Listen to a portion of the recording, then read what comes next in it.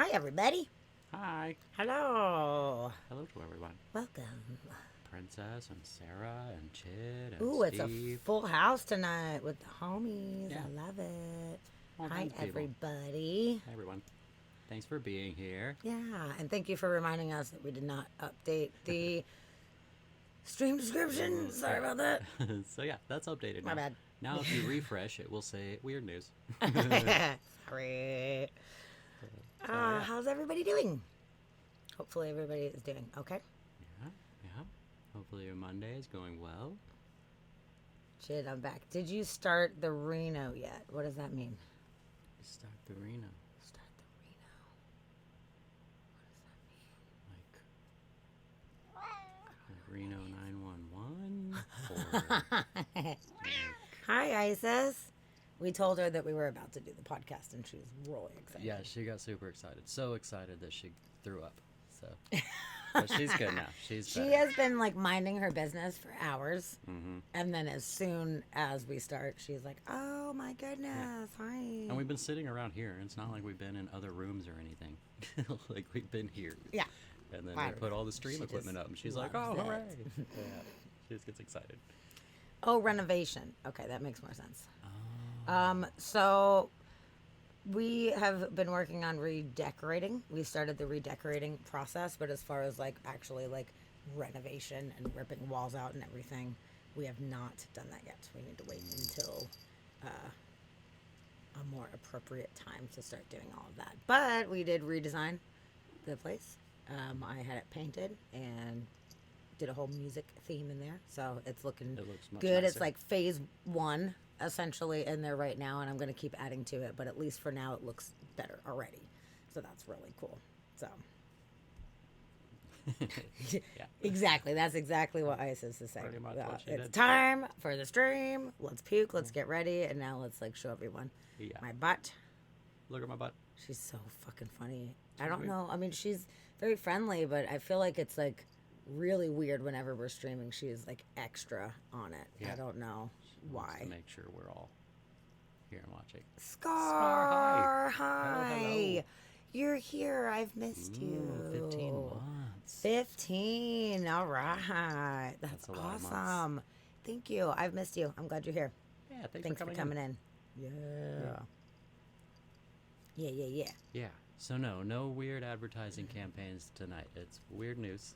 We're back on track, back Yeah. on schedule. Yup. Mondays are weird news. Oh, day. thanks, Kirby. Yeah. Oh, 11 hooray. months. Fucking Oh, sweet. resubs. Yes. Yeah, thanks. This is badass. Now awesome. we're close to a hype train. That's pretty Oh. fucking sweet. That's all We're that not took. in one, but we're close. Yeah, So, just throwing that out into, getting close. you know, Yeah, that's Twitch all it took land. was for two of you to be that's like, fucking yeah, I subbed again. awesome. Yeah. Cool. Yeah, that's awesome. I love it. This is really fun already. It's great. It's already fun. I love it. We got full house. We got We got resubs. People care. We had a cat standing on us. Perfect. I don't know. Isis does this weird thing where she won't really just like sit and get comfortable in your lap. Like she It does. takes her a while. She lays down on Sammy way quicker than she does on me, but she'll just come and like stand on me for like half an hour and just like stand there. And she might sit. She does. She might sit, but it's like a cautious sitting. I'm her favorite person. I don't know why she won't just sit down. I don't Just know. lay down, get comfy. We're hanging out. She won't Just do it. wants your attention She so just bad. stands. Oh, I can't handle And it. she's amazing at being able to put all of her weight on one little paw that's precariously placed somewhere super painful. I don't know how she does that. It's a talent. Of Oh hers. shit! Hype train it is. Oh, hype train! Chid Fucking kicking off the hype awesome. train again. Thanks, Chid. All Thanks. right. Thanks, Chad. Okay, Kirby, the redeems aren't turned on. Oh, My they're bad. not? I can turn those on. Oh yeah, we'll have to do that. We'll do it after this fucking hype train. Yeah, So we'll do it after we're that. hype as fuck right now. What are we Yeah. doing, guys? What are we doing? Are we gonna look up some fun shit? We should look up something fun. What do you guys think? What do you want us to do for this hype train right now? Got any suggestions? Fun shit. 'Cause I'm into it. Thanks, princess. Yeah. Isis is just putting her tail in my mouth. It's super Thanks, fun right Isis. now. Yeah. Cool. No, I'm so grateful. Thank you guys for any contributions to our hype train. We Yeah. really, truly appreciate it Absolutely. so much. Yeah, we love all of you. It was We awesome. appreciate Thank you. everything. Yes, especially those of you guys that are here all the time. hanging out with us. Thank you. Thank you. That means so much to us. We appreciate it. We got suggestions. Evil squirrels that cause Okay. accidents. And haunted numbers. Are there haunted numbers? Ooh. Numerology probably has some evil numbers. 666 is the... Okay. Evil squirrels that cause accidents. Okay, let's turn on the screen here. Let's see. Okay, why do squirrels run in front of car drivers so often? Because they're evil. Okay, here we go. do. Squirrel attack. Evil rodent assaults California couple. We're definitely going to watch that right now. All right, yeah. 100%. I know. Aw, That's fucking animals. Okay. Rodent ruckus sends California couple to hospital. Squirrels look harmless enough, even cute. But a squirrel insurrection has begun in California, and we'd better stop it before it's too late. 10 people have been mauled by deranged squirrels in Novato, California over the past 2 weeks or so, with some of these rampaging rodents reportedly actually leaping from trees to dive bomb attack pedestrians. The savage squirrels also have no respect for the elderly, as 87-year-old Richard Williams discovered the day after Thanksgiving while cleaning out his garage. He suddenly noticed a squirrel had come inside when, boom, squirrel attack! Hearing her husband's screams, 83-year-old Norma Williams grabbed a broom and went to help, which only made the squirrel decide to attack Norma as well. Finally managing to grab the creature by the tail, Mr. Williams swatted it down on the ground with all his might, momentarily dazing the rascally rodent before it scurried away. What the fuck? Richard and Norma Williams were taken to hospital, where they received stitches, dressings, and about a dozen shots, including vaccines for tetanus and rabies. The squirrel attacks have all taken place near this neighborhood in Novato, California, but experts don't really know why. What's your theory? Wow. Yeah, okay, yeah. Damn, squirrel Evil attack. squirrels. That's some fucked up shit. All right. Whoa, okay, good one. That was a good one, dude. I looked up, so I googled haunted numbers, and there was lists of haunted phone numbers that came up. What? So there was a list of 14 haunted phone numbers with scary stories attached to them. So there's like No phone way. numbers with urban legends attached to them, which I've never heard of. No. Actually, Can we call one right now? I don't want to call a haunted number. It's scary. So one of the most repeated stories is that if you call one of these numbers, the 000 is the number they're talking about. So either 000 or 000 or whatever. That you'll hear a man answer on the other end. Once he picks up, he'll tell you that you must call 15 more people and convince them too to dial the number. If you fail in this task, you'll meet your end. Functionally, this tale turns the phone number into a slightly more modern version of a chain letter. So I guess this one comes from Korea and Indonesia, that urban legend. There's also the 2020-2020 number. Oh, that's bad. Yeah, 2020 was not Yeah, right. great All the year, so- 2020s. Okay, Not okay. good. So this one came from like the 70s or 80s in the UK. And apparently if you call 2020-2020, you'd supposedly hear a woman's voice on the other end repeating the message, help me, Susie's dying. Occasionally the story states that the message wasn't Susie's dying, but Susie's drowning. But no matter the manner or method specified, the voice is typically described as emotionless and monotone. That's kind of creepy. What? The legend Okay. initially, how the legend began remains to be seen. Interesting though, it seems to have been based primarily in the north end of England. Most of the stories that this person has seen came out of Lancaster and Yorkshire, for whatever that's worth. There's a 7777777 number, and it's calling Mr. Japang, Gepeng, Japang. Okay. Came from the 90s in Indonesia, circulated around, and it was saying that it would call this figure who was the spirit of a wealthy man who was flattened either by an elevator or a bulldozer, depending on who you talk to, Jeez. and you could get in touch with him if you dialed this haunted phone number. Why you would call, the reason varies. According to one version of the story, He carried a briefcase full of money at the time of his demise, and if you call him, a stack of cash, presumably from the briefcase, would magically appear in your toilet. What? That's Get not outta here. where I want my money to show No up. way. Yeah. Yeah. Oh, what the fuck? That's super weird. Let's see. There's a bunch of these. There's like 14 on this list. The one that I have heard of, though, is the Mr. Wrinkles the Clown, which you guys may have seen the documentary for on, I think it was Netflix that had it, where you could call this guy Mr. Wrinkles, who was a clown, and it was actually a dude's phone number, and you could call him and get him to show up and scare people, and he would, like, creep into houses, and like people would leave doors open for him and stuff, and like he would show up and just like scare the shit out of people basically. And he was a creepy looking clown. Like it was real creepy. But how he got like known, the documentary was really fucking interesting. But it got a little creepy. But he would show up, and it was kind of started. It was supposed to be he would show up and scare your kids into behaving. But yeah, so that was a weird one. Ooh, this one's weird. Where the death wish number, Okay, yeah, all nines. yeah. You dial it, whisper your wish, and then you're like giving your life basically. And the cost for receiving your greatest desire is nothing short of your life. Wow. Well then, you get what you want, but you're dead, so you can't enjoy it. Yeah, that's super weird. Not helpful. This genie sucks. Okay. So there's a movie they made about it called Cursed. Interesting. Yeah, okay. So yeah, you can just call and like say your wish and then you'll get it, but then you'll die. Then you'll die. Yeah, that's interesting. Cool. That was a cool idea for the hype train checkout. I like that. That was good. That was really neat. Yeah. Okay, so now I Good want to know what suggestion, any guys. of you call these numbers. Yeah. Or are you like, obviously it's bullshit and superstition. Sure, I totally call the numbers, no problem. But any of you call a number. Okay. Sarah says nope. Nope. Sarah would not pet it. Okay. Not pet it. Okay. Princess no.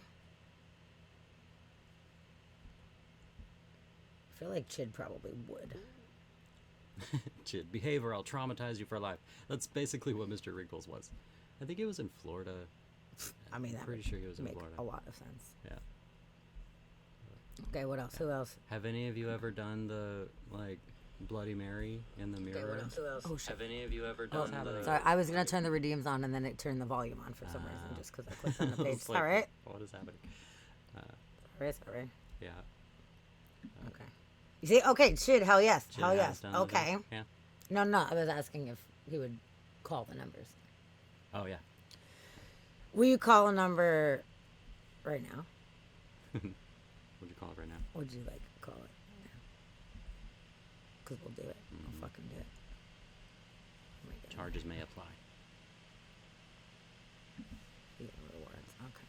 We'll turn the redeems Redemptions. back Redemption's on. coming on. Yeah, no. I've done the Bloody Mary thing. It's fine. She didn't appear. The lying bitch. I'll show up. I say was my name. scared doing it. Honestly, I was kind of freaked out. Yeah. I did that. I tried Candyman too. That didn't work either. You did? Yeah. I did. I love that movie, but my goodness, that scared me as a kid. Yeah. Even though I know it's a movie and there is no actual Legend of Candyman, I was not even fucking around. Mm-hmm. Not even trying to do that. So she did the Bloody Mary thing, but she also did not care. Yeah, She's probably tired of people saying her name. I know. She's like, leave God, me stop alone." irritating me. People are always wanting me to Why do pop people up. always do this at night when I'm sleeping? I'm not gonna come haunt you right now. Do you know what time it is? Some of us gotta sleep. I wonder if some of it is like self-fulfilling prophecies that people do, where it's like they imagine this thing is going to come and fuck them up, and then therefore they manifest negative shit to come to them that's attributed to these legends. Maybe. Could be. I don't know. I think we should do a whole episode sometime about urban legends. I was just thinking an urban legend episode would be Urban legend. super. Urban legend would be super cool. It would. Because there's a lot of them, especially like little known ones, and then the phone number one, like just from stuff around the world, like Yeah. cool urban legends. we've No, never that'd be heard fun. about. I think That'd be fun. we should do that. We'll have to start doing some research and finding the coolest ones. It'll take us a minute to properly We'll have to- acquire the things, but let's see. Let's see what we can do. yeah, that'd be fun. Urban lemons are super serious. Don't fuck around with the urban lemons. Hey, Astara says Bloody Mary showed up and made me a vodka Bloody Mary. It was awesome. Fucking rad. Yeah. See, she could be helpful. Yeah, that could be helpful. If That's you a way better urban legend. Yep. You say Bloody Mary 3 times and you get an actual Bloody Mary, and you're like, thank you. Yeah. Carry on. When life gives you vodka, say Bloody Mary 5 times. Fucking A. That's It's good. not a bad idea, actually. That's really funny. I like it. Yeah, oh, that's fun. It's good times. It's good times. Cool. Okay, well, we'll work on urban legends Yeah, for you guys. yeah, that's a good idea. I like that. Okay, so Scar is here. Scar, you're still here, yeah? Scar's here. Okay. There was an article last week that I wanted to talk about, Oh, but you weren't here. it was I only for waiting Scar. for you. It was inspired. Inspired by by Scar. her. I need to see if I can find it right now. Some dark shit that I put in these, in my collection of things. Like, ooh, okay, that's gonna take a minute to get to that one. We're gonna warm up to some of these. Okay. Let me see specifically if I can find that one. So thank you for your patience. Please hold. You have reached the death wish number. Please hold.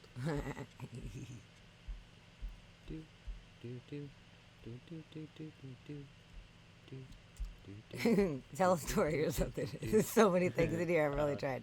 I don't remember if it was last week or the Let's do week an before. we intermission tried. music. Oh, I On know. on the Offspring album where they do the intermission track and the guy's like, intermission. Dun dun dun dun dun dun dun dun dun dun dun dun dun dun dun dun. Yeah, intermission. Oh, damn it. I can't find it. Oh, we Okay, got well, it. you know what? You got a Lunar Logic. We got a lunar logic. Okay. So that is good. That'll give me time to try to find Yeah, this. we'll do that while Sammy's looking for things. Okay. Here, Do you have some want content. do you want moon cards or do Oh, you yeah. want animal cards? Moons or witches familiars? Moons are animals. Moons are animals.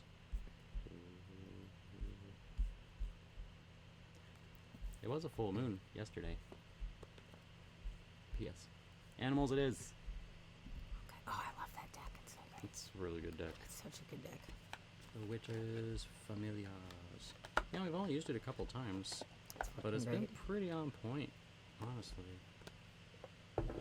Yeah. It seems to give good assessments. I agree. Okay. Wholeheartedly. Do you have a question? A theme? A concern? Something? Anal bum cover. I'll take anal bum covers for 1,000. I'll take the rapists for 500. That's therapists. Yeah, Kirby, you got a question or anything that you want to do? If so, put it in there. If not, then just tell me when to stop shuffling and we'll cut the deck once and take the top card from that. How about that?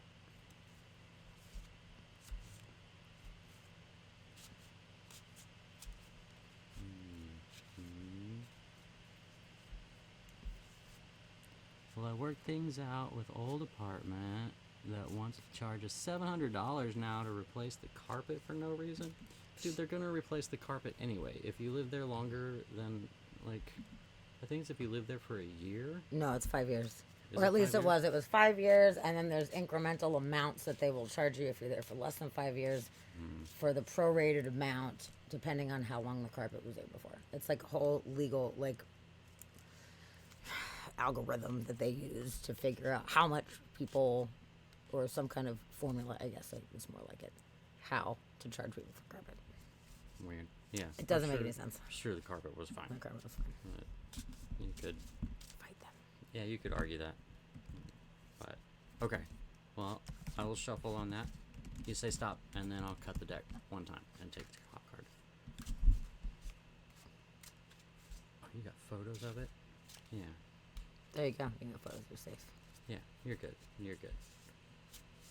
Will things work out? Stop. Okay, stopping.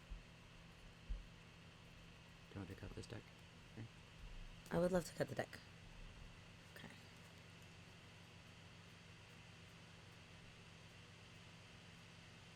Hold on. I gotta figure out where the right spot is.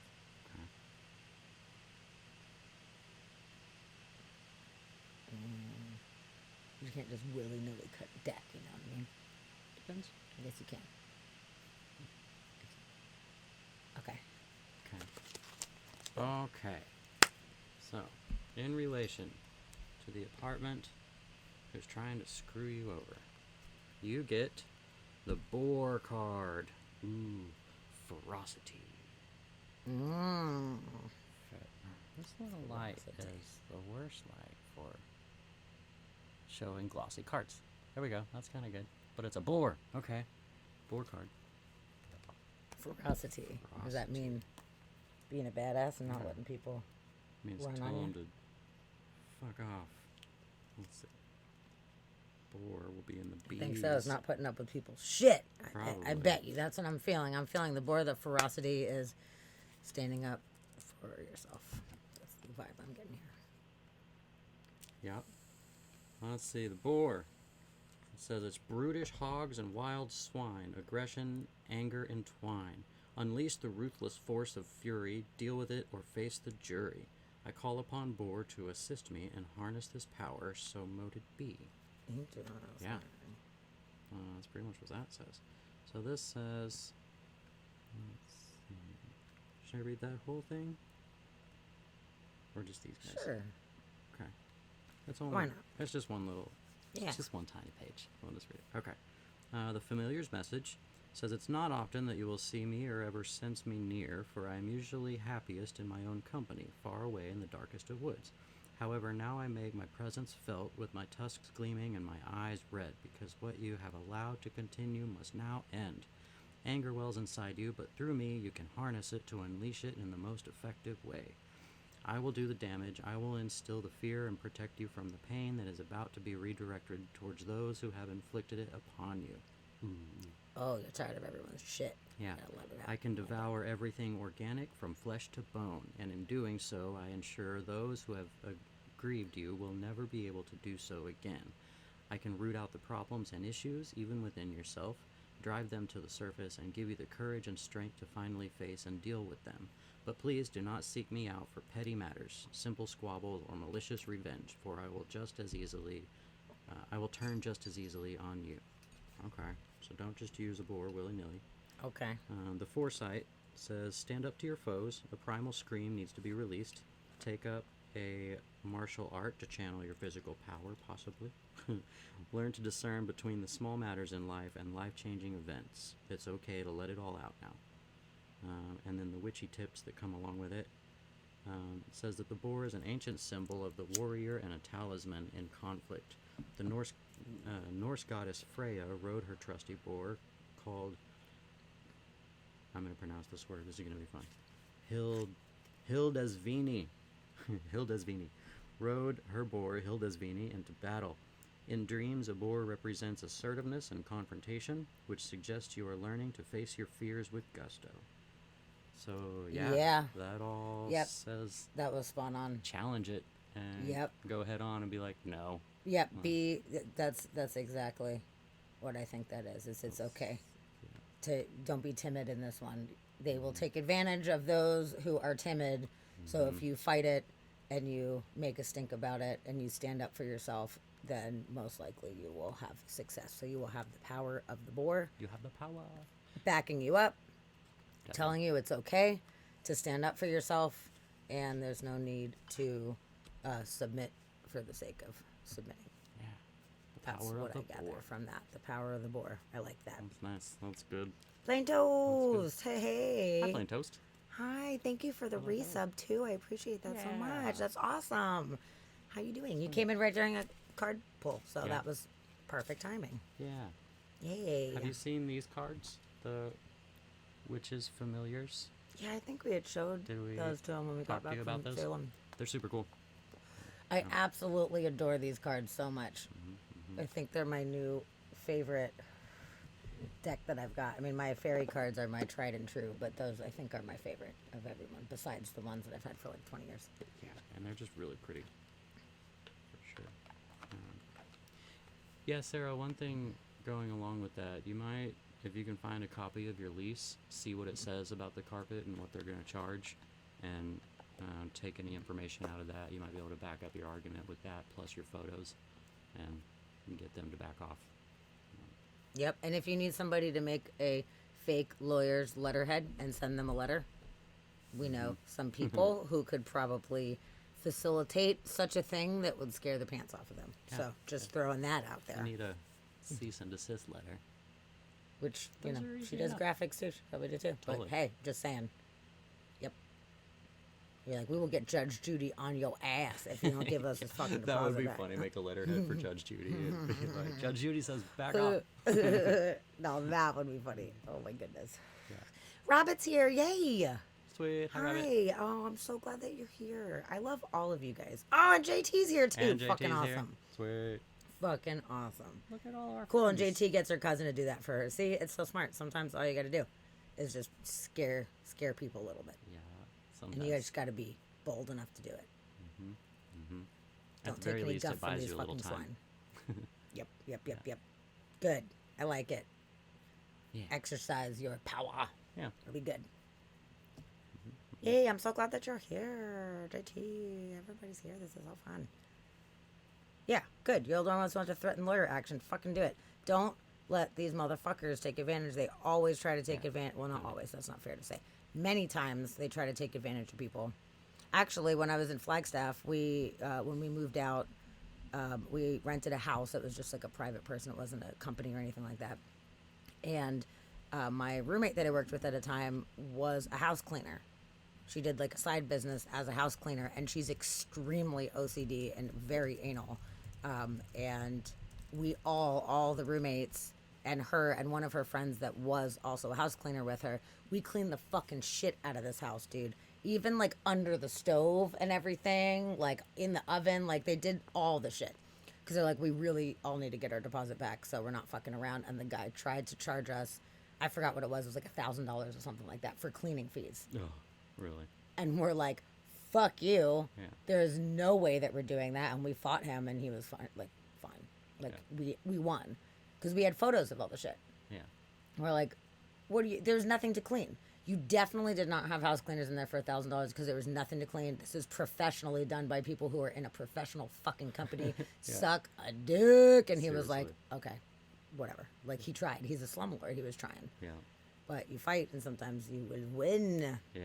I also like what Fran did one time when she moved out, where she went through and cleaned it all amazingly and got it like spotless, and then she made sure that she was there for the inspection and brought a camera and videoed the inspection while they were looking around at things, and was just like walking around with his camera and Yep. was like, I'm documenting this, so you Yep, can't because charge they me for anything. always try to take advantage. It's so fucked up. Yeah. It's bullshit. Joey's here. Yeah. Yay, my friend. Hi, Joey. Joey's here. Yeah, you came in. It was like a bunch of people all popped in at the same time, and Joey snuck in. Yeah. Oh, that's so awesome. I'm so glad you're here. We have so many friends. Oh my God, let's share her link again because she has new stuff in her store right now. Oh, yeah. Joey has new awesome stuff in her shop right now. There's a bunch of awesome crystals. There's a bunch of super cool new jewelry that she's made. It is the fucking best. And she is just the sweetest and most lovely person ever. And if you guys are looking to buy some cool jewelry or crystals or fun little things for yourself or for a present, this is definitely what you got to do. I forgot what our chat command. I have the worst mod. I made a chat command for Joey, and I forgot what it was. Thanks, Rabbit. I appreciate that. Is there like a thing in the mod view where you can see what the commands are? Well, if you type exclamation commands, doesn't it tell you all the commands? Oh, is I it think that it exclamation? does. Is I it don't know, that, let's or try. is it like I thought it was commands. maybe this one? We're gonna find out. Yeah. I thought it was in here. Was it Nope. exclamation command? I think Let's so. try. I'll see what that does. Yeah. Let's give it a go. There you go. Oh, there you go. Rabbit's Okay, got you the can find link. a list of commands. Thanks, Rabbit. Appreciate that. Yup. You're on the team. You're on the team there, bud. Those are Oh, not- it's not like our personal commands. Damn it. These are Oh, okay. Phew. some of them. It doesn't even have all of them. God. It does. We're Maybe I did. Oh, she actually has a new link that Oh, has there's her a new link? website and socials in one link. Please drop your link. Oh yeah, throw that in there. Oh, there you go. There you go, Fucking Rabbit. Thank found you. it. I Thank you. You want to be a mod? Because you totally earned it. I saw it right whenever you typed it. I saw it on the list. I was You like, there it totally be a is. and mod you- if you want a mod you- for us. That was yeah. fucking You're doing good. fantastic. That was great. Oh, But you Joey, gotta- yeah. put your new link. That sounds awesome. Yeah. Is it like a link tree? Because I heard about that last year and I thought that was a fantastic thing. So please feel free. Link it up. Link your shit. Because your stuff is fucking awesome. Good job. Yeah. Thank you for Yay. that. Appreciate that. Love it. I was like, I know I created a command. You did. But what is the IK? I don't even know what that. It's TIK. So it was like the TikTok one, and then there was the IG one as well. Oh, there's okay. That one, and there's Well, we wanted to go to her store directly. yeah. That's But those had wow. links. Like the IG one specifically had a link to the store. Got it. Okay, but you But can yeah, at we least check can- out the stuff, the ads that she's got. If Yeah. you guys have not checked it out. Yeah, and we'll update it with your new link. And yeah, Yeah. actually, if you drop it into the chat and then also shoot me a whisper so I have it, I will update that chat command so we have Got it. your proper info. Okay, so I did totally while we were doing all this, I found the news article for Scar. I found it. Okay. There you go, Moon Store. You're right. Okay, Rabbit's so smart. Put a new link as Moon Store. Moonstore. Let me know. Everybody knows. Okay, perfect. I like that. Teamwork, you guys. It's teamwork. I have to start labeling them so I remember what they are and just make it like exclamation Joey Moon store link. That way I will always know what it is. It's so funny. It's like passwords on things. You're like, what the fuck is the password? Like, Yeah. they make it so Yeah. tough, dude. Gosh. Okay, so for Scar, And 7 years ago, there. Well, oh my god. Wait, who shut up? Someone shut up. It was weird. That guy was weird. Is he showing up anywhere else? Oh no, there was a weird guy. oh, we had a weird guy. Oh, heard anything from the a-hole? Uncle. Oh, I see. Okay, so first weird news of the day. Sweet. Stillwater police captured a loose cow near the Olive Garden. We all know how much Scar loves Olive Garden. And I figured we would Scar's all about chilies. we would talk about. Oh fuck! It It's is chili. Olive It's not Garden. Olive Garden too. I thought we talked about. Ah, maybe it was just Chili's and not Is Olive there a Garden too. secondary? Nope. You know Scar, what? how I do you might feel have about Olive fucked up. Garden? Nope. You know what? I fucked up. I got it confused. This one's not for you. They're all forget corporate. Damn it. Oh, Okay, no, she but- loves both. Okay, thing. good. I almost fucked that up. Good, 'cause we no, were just you're gonna right. end Chili's stream. is the main one, but Olive Garden, I thought we had talked about Olive Garden too, and I was second guessing myself. But either way, there's a loose cow at the fucking Olive Garden, which sounds like a good time. So we're gonna check that out. Let's watch the news. Well, an Oklahoma senator pushing back on Ukrainian troops coming here What? to train. Senator Nathan Dunn filed a resolution What? rejecting the decision made this by not- top U.S. officials. This is one of those where I don't think it's the right one. Let's see. I hate how they do that. They like trick you. Okay, I want to hear about cows. Yeah. We'll talk I about don't cows care about right now. Ukraine. I mean, we do, but It's not even letting me go further. we're talking about cows. Ukraine, no. 0 fucking cows. Zero fucking cows. whatever. So I guess we'll just read it. I wanted to find a video. I thought it was going to be funner than that. But essentially, there was just a cow just hanging out. Like, why is there a cow just like randomly wandering around? Okay, well, I have that one. I have the picture, but I wanted a video of the Oh, is that cow not the same wandering one? around. Oh, I thought that was the Probably different thing. not. Okay. Oh, here we go. There's the photo.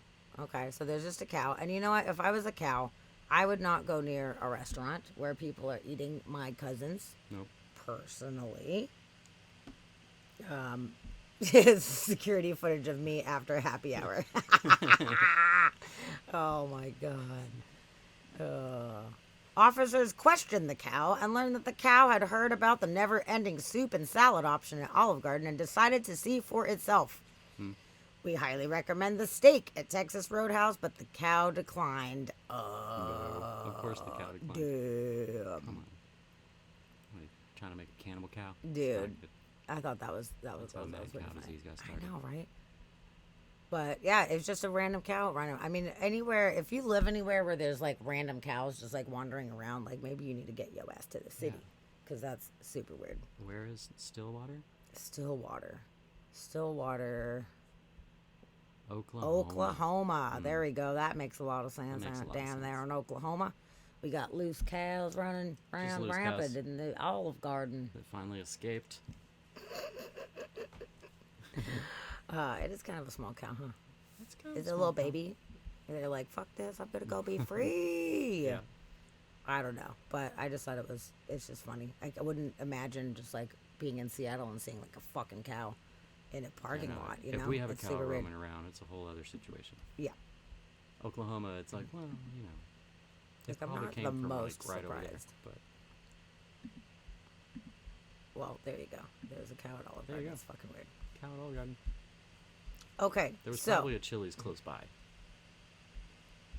did you guys hear about the radioactive capsule? Did we talk about that last week on the stream? I don't think that we did. No, Okay. you and I talked about it a little bit, but That's what I was thinking. Okay, no, we talked about it. yeah. But did you guys happen to hear about the radioactive capsule that was lost in the Australian outback? Anybody hear about this? Because it is fucking bizarre. This is a super weird thing that happened. So they were essentially moving some kind of equipment in a big truck that had a very small, less than the size of a coin, little tiny thing that was like highly radioactive. And they had it contained in this piece of equipment they had in the back of the truck. They said that they checked everything to make sure that it was secure during this long ride. It was about a 1,400-mile stretch of highway that they were going down, which is really fucking far. It's just down the road in Australia. They get to their destination, and the fucking capsule's gone. And they're like, oh, fucking shit, we lost a tiny, tiny, tiny radioactive capsule. Oh, shit, what are we going to do? So everybody started freaking out. And they were like, don't touch it. If you see it, don't. I mean, how is anybody going to see it? It's like that fucking big, dude. It's so small. Yeah. And they're like, we don't know how the fuck we're going to find it. And everybody was stressed out. And they, thank God, ended up finding it because they used some like radiation detectors, and they drove down this highway, and it was like, which is smart for them to do that. Yeah. And they did acquire it safely. But just the fact that we're just like losing radioactive things, like just out and about, just willy nilly down fucking roads. How It's did like, it just oh, bounce no. out of the truck? Like kangaroo cartel. Yeah, the cartel would be spelled with a That's K good. though. Spell cartel with a K. Dude, yeah, totally. That's how you do it. That's how people know it's hip and cool. Exactly. Yeah, I can't believe that they fucking found it, dude. That's fucking Yeah. crazy. They just, I'm like, so glad that they found Turned it. on their Geiger counter and started Yes. driving down the road. Yes. Like, well, we're getting close. Yes. Also, we're getting radiated. That's good. That's fun. That's a weird one. That is a fucking weird one. Humans, we're doomed. Like, you can't be losing that shit. Come on, you got to be more responsible. I wonder if people do. They better be. I assume every court in Australia is a kangaroo court. Oh my god. Oh my god, that's so funny. Rabbit, you're so right. Fact. Very true. All right, Buttery's here. What's up there, bud? Hey, Buttery. Nice to see ya. Okay. So, and since I scrolled back for the Olive Garden thing, there's some other things I don't think we covered. Did we cover this one? I don't think we did. No, we did not. Okay. We did not. That's Okay. one that we need to cover, though. It is. Need to. Okay. So, we have talked multiple times on this podcast about prophecies, and specifically related to Baba Vanga, who I'm sure you guys remember, the prophet of the last century that got struck by lightning and lost her sight, but then was making all of these predictions, apparently. And I thought it was strange because some of the predictions that she had made were really spot on, like last year and for this year. But I tried to look for Baba Vanga predictions for the future, for next year and the year after, whatever. And I couldn't find anything. And I thought it was really fucking bizarre. And we did a bunch of research, and I'm not sure what the fucking deal is or not. I think it's very weird. Hi, Waybug. How we Is that- Oh, you never even heard about it? Oh my god. Waybug lives in Australia. Didn't even hear about the fucking Oh, missing yeah, they're not shit. going to mention that. It was maybe 2 weeks ago when it was lost. It was lost for maybe a few days or a week or something, and they found it. You should Google it. This shit's fucking crazy, dude. It's fucked up. But so Baba Vanga, in doing research, trying to figure out why can we not find any of these prophecies for the years coming up. Dusty read some shit that was really strange, saying that. Okay, do you want to reiterate what it is that you had read about all the Russian secret? Basically, looking into Baba Yaga. See, now I'm Not saying Baba Yaga, Not Baba Yaga. Baba Vanga. Baba Vanga. Looking into her, I found out that none of her prophecies were written down. None of them were captured in writing, and all the stuff is coming from like her friends and family, and specifically her granddaughter, one of the sources. But there's a lot of controversy about where these prophecies are coming from that are being attributed to her, and there's not really any straight answers, as I just kind of pulled up the things that I found right off the bat from her and went down a little rabbit hole. But there was a write-up, an article about her where somebody interviewed a ex-lieutenant that was from the Belgian Secret Service. Belarusian Secret Service, and also worked with KGB. And they were saying that the importance of Baba Vanga and how everybody was coming to see her to get prophecies, like all the most important people in the world, there were big politicians coming to see her. Well, the KGB and the Secret Service started using her to get information about these people.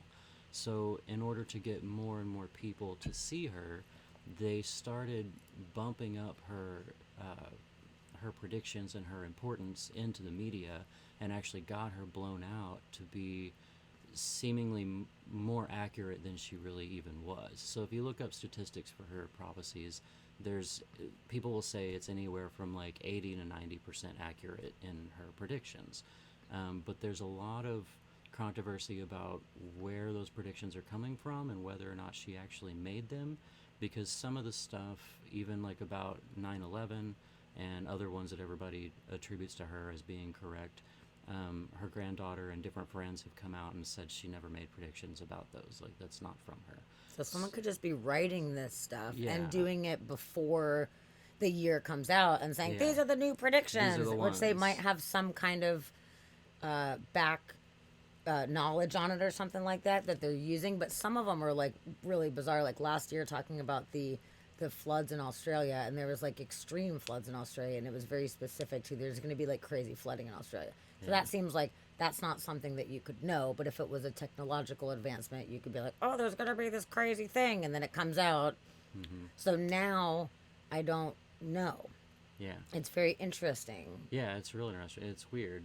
It's making me question 'Cause, the validity. I mean, now. because she was a real person. She's been documented as being real. There's photos of her, and like she did make prophecies. Her family and friends, like, have corroborated that she did make prophecies about certain things.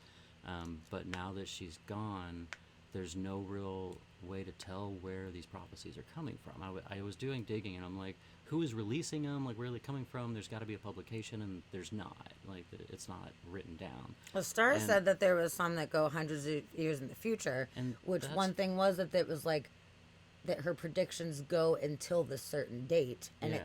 but it coincides with Nostradamus' predictions, Yeah. which I found very, very interesting. Like Nostradamus' last prediction, I forgot the exact year. It was like 37, 39 or something like that. Something was like his- that. It was like a couple, millennia in the future, and that was his very last prediction. And they said that her prediction also is for that same year that says that that's when humans will finally leave the planet. It is no longer inhabitable. They'll leave the planet. So somebody could have constructed that in order to make it seem more credible or something like that. Yeah. But you can't look up next year or 2 years from now and see what she had to say, which is a bummer. Yeah. And yeah, with Nostradamus, it's weird too because his quatrains, it's all written like poetry. And there's a lot of theories about why it's written the way it's written. And a lot of people say it was to avoid prosecution from the church, essentially, because it's written in like 4 different languages, including Latin.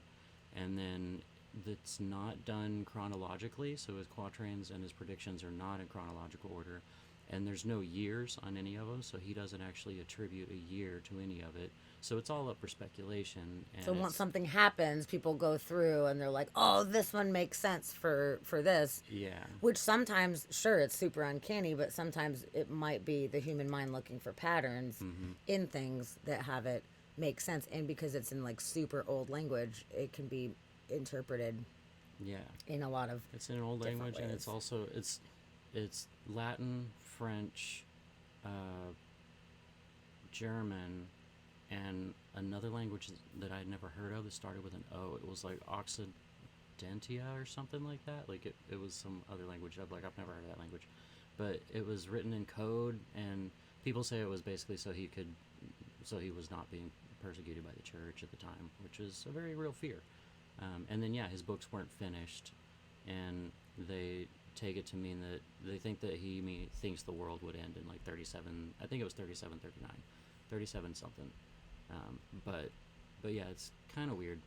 And then the Baba Vanga, there's a whole other conspiracy rabbit hole there that I had never heard of until just recently. Yeah, about the Russians, like using Yeah. her and then potentially having it being Russians, and I think it was Bulgaria, the Bulgarians that were Yeah, putting Bulgaria. out the information to potentially somehow affect their outcome, like using it as a tool to sway people that already believe this stuff.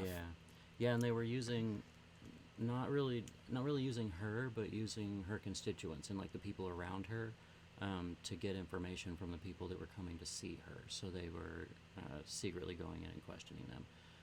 And then this guy that they were interviewing said that he specifically sent one of his soldiers out, and their mission was to blow Baba Vanga up in the media and to make her popular and to get her into the media.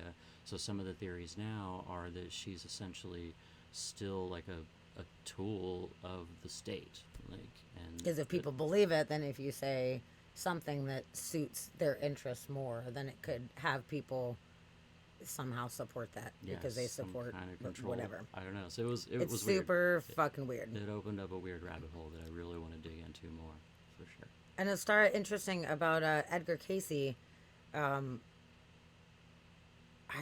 I'm not 100% on that, but as far as I know from reading the bit of Edgar Casey that I did, it wasn't as much about prophecies as it was about telling stories of the past and history, like tapping into things, telling them stuff from, Atlantis and this and that. But if there are any specific prophecies, that would be interesting to look into. Hi, Shan. I was thinking. Shan's here. I know I love Edgar you. Casey was a medium. He was channeling people. Did he ever claim to be channeling Nostradamus? No, that's not to my understanding. Okay. Yeah, so So- I don't know. I just know that he was channeling. But yeah, some really interesting stuff that he had given different, like, alternate perspectives on things. And but I don't know if he actually made specific prophecies. But what I think is interesting, because the past 2 years we've covered, okay, these are Baba Vanga's predictions for the next year. Let's see if any of this shit comes true. And we talked about it, I don't know, maybe within the past month, because it was January. We're Yeah, like, it was okay, like we're right going to in the talk first of about Baba Vanga's new predictions for this next year. And this is what is super fucking weird, is I just saw an article that completely coincides with one of the predictions that were released. And that is weird. Could totally be a coincidence. Could be something more to it. I don't know. I cannot claim to know, but I did find it uncanny. Yeah. One of the things that she, I'm putting air quotes because I don't know, we would say predicted, or one of the things that was said that she predicted is that this year we would be able to grow humans in a lab and be able to adjust certain things like hair color, eye color, whatever. And previously, they have done genetic things where you can change those things. So not saying this is the first time that you can actually genetically do it, but this is talking about artificial womb labs. And she was specifically saying babies grown in labs where you can have an effect. Oh shit, we got Tux coming in. Oh, what? Hi, Tuxedo Hammer Hi, Tux. and friends. And hey, Raiders. Welcome, thank you for the raid. Yeah. Nice to have all you guys. What's up? Hammer time. Welcome, everybody. This is Inspired by Mystery Podcast. It is very nice to have you. I'm Sammy. This is Dusty. Hi, that's me. Tux, how you doing, my friend? Yeah, thanks for coming in. I'm so Tux. happy to have you. Yeah. Awesome. I Yeah. hope that your stream was super fun. I hope that it was good. I'm so glad that you popped in to say hi to us. It's been a while. Yeah, it's been a minute. Yeah, Nice to see you. we've been doing pretty good. Happy 2023. Yeah. Hope your 2023 is doing well. Better than the last one. Yeah. Yeah, 2022 was a little crazy. Yeah. Oh my god, weird. But yeah, things have been going really good. We got a bunch of friends in the house tonight in the chat, which is Yeah. good. Definitely. And I'm so glad that you're here. Awesome. Yeah, we were just chatting about the prophet Baba Vanga and whether it is that she is legitimate or not, and that she predicted something Yeah. that for this year that I just saw a news article that totally coincides with what it was that she was apparently prophesizing about, which is Yes. super fucking weird. So her prophecy, she said, She said that we were going to be able to, as of this year, create babies in a laboratory and be able to adjust their different stats about the human beings. So their eye color, hair color, weight, lots of different things. And we're like, okay, we'll see about that. And see. I just read this article, which is super fucking crazy right now. So there is a lab that is fully prepared and has the technology and the means to produce this baby farm, essentially. It's a fucking baby farm. They are hoping to do about 30,000 customized babies. pod babies. Pod babies. So this is different than just like in vitro or whatever, where they like do the thing genetically and then they put it into the host body, This aka mother. This is know? lab-grown babies. Legit Yes, tube babies. little pods. Holy fucking shit. Yeah. So they have this whole plan and they are trying to make this work ethically. They were saying they're working on the ethics to basically have this be okayed because no one's ever done this before, and they have a plan for multiple different facilities to have like them in sections essentially or something. Hold on, that is not doing what I want it to do right Wrong now. one. Wrong button. There we go. So right, they're right next to each other. Yeah. So it's called Ectolife. They have a name for the business. The whole thing. Ectolife. They just announced this year that they're like, we are a legitimate business. We know how we want to do this. We just need to get humans on board with it. So the concept of Ectolife. Parents have the ability to create custom-made babies through the use of artificial wombs. It gives people the option to select their baby's characteristics, such as, brace yourself, intelligence. How? I do not know. I do not know how they think that they can adjust intelligence, but maybe there is something to it. I don't know. We can ramp it up or ramp it down. What do you want? Fucking, I know. Like, I'd be like, give me the smartest one. It'd be a little more challenging to manage as a child, but Yeah, still. that's true. Intelligence, height, hair color, eye color, physical strength, and even skin tone. It'll be the world's first artificial womb facility. It's still in its infancy stage, but has the potential to offer a new and unique approach to baby production. Oh, man. So, it's pretty crazy. They've got a bunch of really smart people working on this project. It's reportedly capable of growing up to 30,000 babies annually in its laboratory using transparent growth pods. Transparent. So, I don't know if we want to watch them. Of That course. seems gross. No, I think that would be kind of cool, I think. The guess so. facility, powered by renewable energy, which is nice, aims to have 75 labs, each equipped with 400 growth pods. So they're not trying to slam 30,000 into one. It could be for safety purposes or whatever. I don't know why. Or if they're just trying to do them all over the place so people have more access to them. I don't know. Well, I mean, if you start a business, you want to make sure you have as many of them as possible. I guess so. Trying to get money. Yep. So the growth pods simulate the environment inside a mother's womb, providing parents with the ability to monitor their baby's growth and development through a screen or an app on their phone. The AI-based system also keeps track of the baby's physical features and alerts parents to any potential genetic abnormalities. So that's kind of cool that as the parent, you are still connected to the kid via your app or whatever. So you're still like, You can watch your can fetus watch it. grow on your phone. yeah. That's like having your own little Pokemon character, or like what was it back in the Tamagotchis? It's like a real life Tamagotchi. Yeah, it is. Oh my god, it You have totally like a is. little That's feed so button, funny. like feed it. Oh my god, Feed that's my so fetus. funny. That's good. Yes. Yeah. Wow. Okay, so they want to offer stress-free, painless solution for delivering your baby. Oh, they should have storks actually deliver them when they're done. Oh, I see. So, yes, they should. But this says, according to reports, the delivery process is simple, with the baby being easily removed from the pod at a push of a button. It's like an eject button. Thumb. Yeah. Yeah. So you can just hit the button.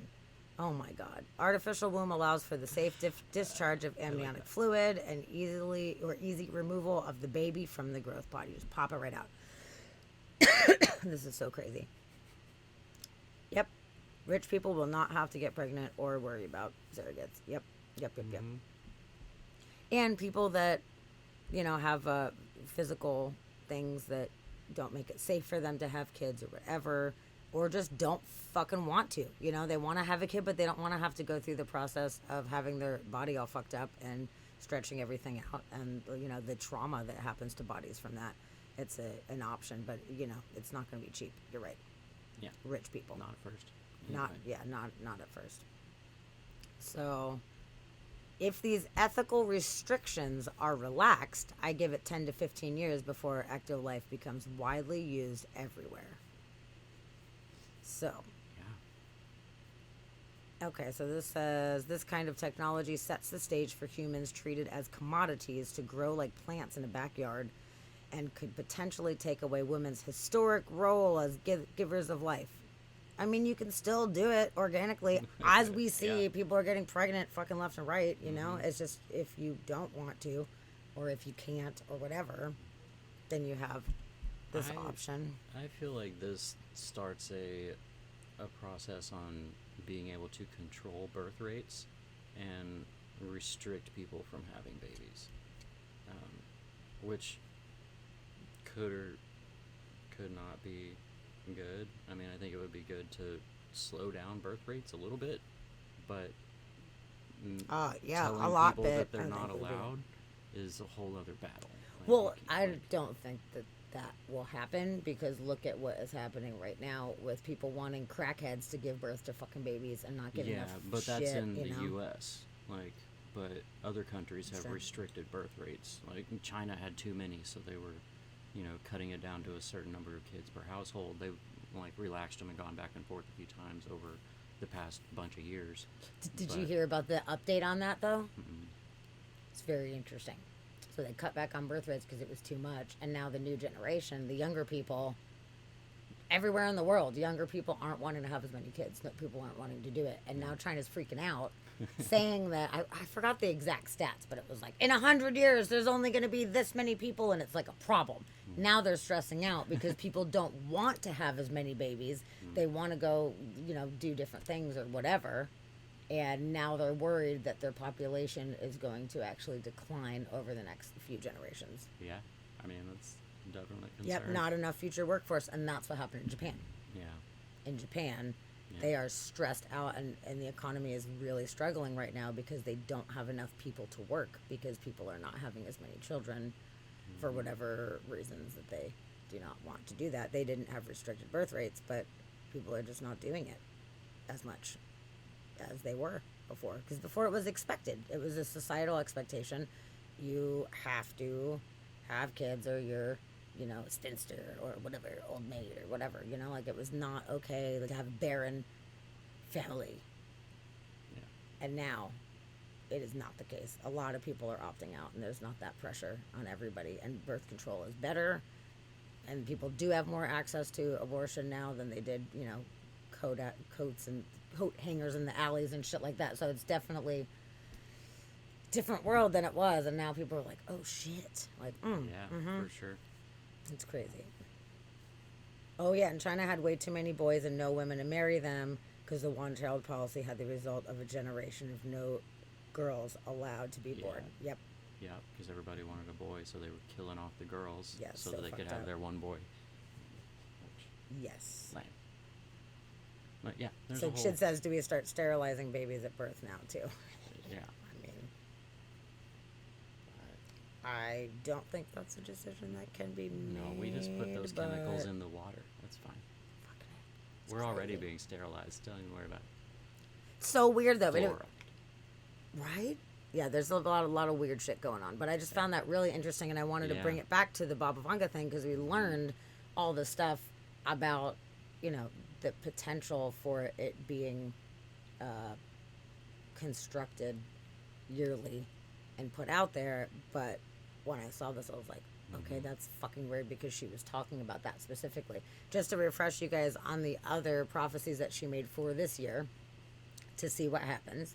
Apparently, very large solar storm causing a serious issue, which it's solar max right now, and that, I would not be surprised, to be honest with you. So she did call for that. Which Nostradamus said as well. Interesting. Not necessarily for this year, because nothing, Yeah. but still. So there's that, and fuck, what were the other ones again? There was the nuclear Yes. explosion. Nuclear facility Nuclear blowing facility. up. Yeah, explosion. There that would was- devastate the Asian continent. Not necessarily meaning it was on the Asian continent, but close enough where there was, potential fallout disaster in Asia from that one. biological warfare Yes. mention. Yep. Talking about a very large, powerful country was going to doing bio testing that would not result well for us. So I thought there was one more. I thought there was 5. But I think the other one was like a random, whatever that means, kind of prophecy. I remember those. but yeah, those are, apparently what's coming up. So this one I was like, okay, well, it's not happening right now, but it has been in the works, and they did finally announce this year that this is something that they do have the technology and are trying to actually push forward. So, Yeah. Seems relevant. Yeah. So there you go. Either way about Get ready it, for that's that. craziness. It is. Whether she predicted it or not, like, that is the future coming right there. And yeah, like everybody mentioned up above, it's like the Matrix. Like, here it comes. We're now growing babies. Yeah, it's fucking weird, dude. Shit's getting triggered. Can we go back to violent squirrel attacks? Okay. Should I not talk about the woman that got decapitated by the traffic gate at Arches National Park? Traffic? Or do you want to hear about that? Well, it's too late now. We've already gone down that hole. This is fucking crazy, dude. So apparently this, okay, no, totally talk about it. Okay. So, a Ugandan philanthropist and her husband were on a vacation, went to Arches National Park, and they were going through one of the gates, and something malfunctioned, and the gate essentially turned this metal pipe that was part of the gate into a spear, and it went right through the side of the car, and it chopped her fucking head off in front of her husband. Yes, it did. Okay, Chid, I'm glad that we're not triggering it. Okay. So, of course I want to hear. Okay. That Good. has nothing to do with the downfall of our future. That's so true. It's fine. So there they are. There's her and her husband. This was, this photo was taken in 2020 when this happened. Apparently she was a very well-known person in her country and did a lot to help people as a philanthropist. And it really fucking sucks that her head literally got chopped off going through this gate. It was June 2020. And yeah, she was described as an extraordinary warrior for good who was destined to become a future Princess Diana or Oprah Winfrey in the pre-trial court documents. She was very loved. Wow. And her husband was awarded $10.5 million Okay. because he was like right there. He got to see it. Yeah, because he got ruined for life. He just looked over So- and his wife's head This was saying, chopped off. that the National Park, they were arguing that the National Park Service were negligent for not securing a metal traffic control gate that whipped around in high winds and sliced through the car's passenger door.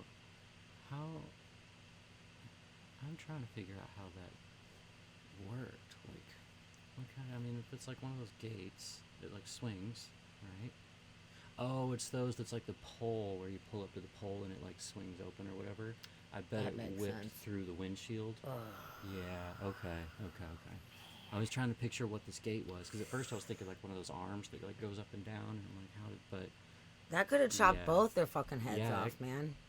could have. So, but it only chopped one off, and he had to see that shit. Gnarly.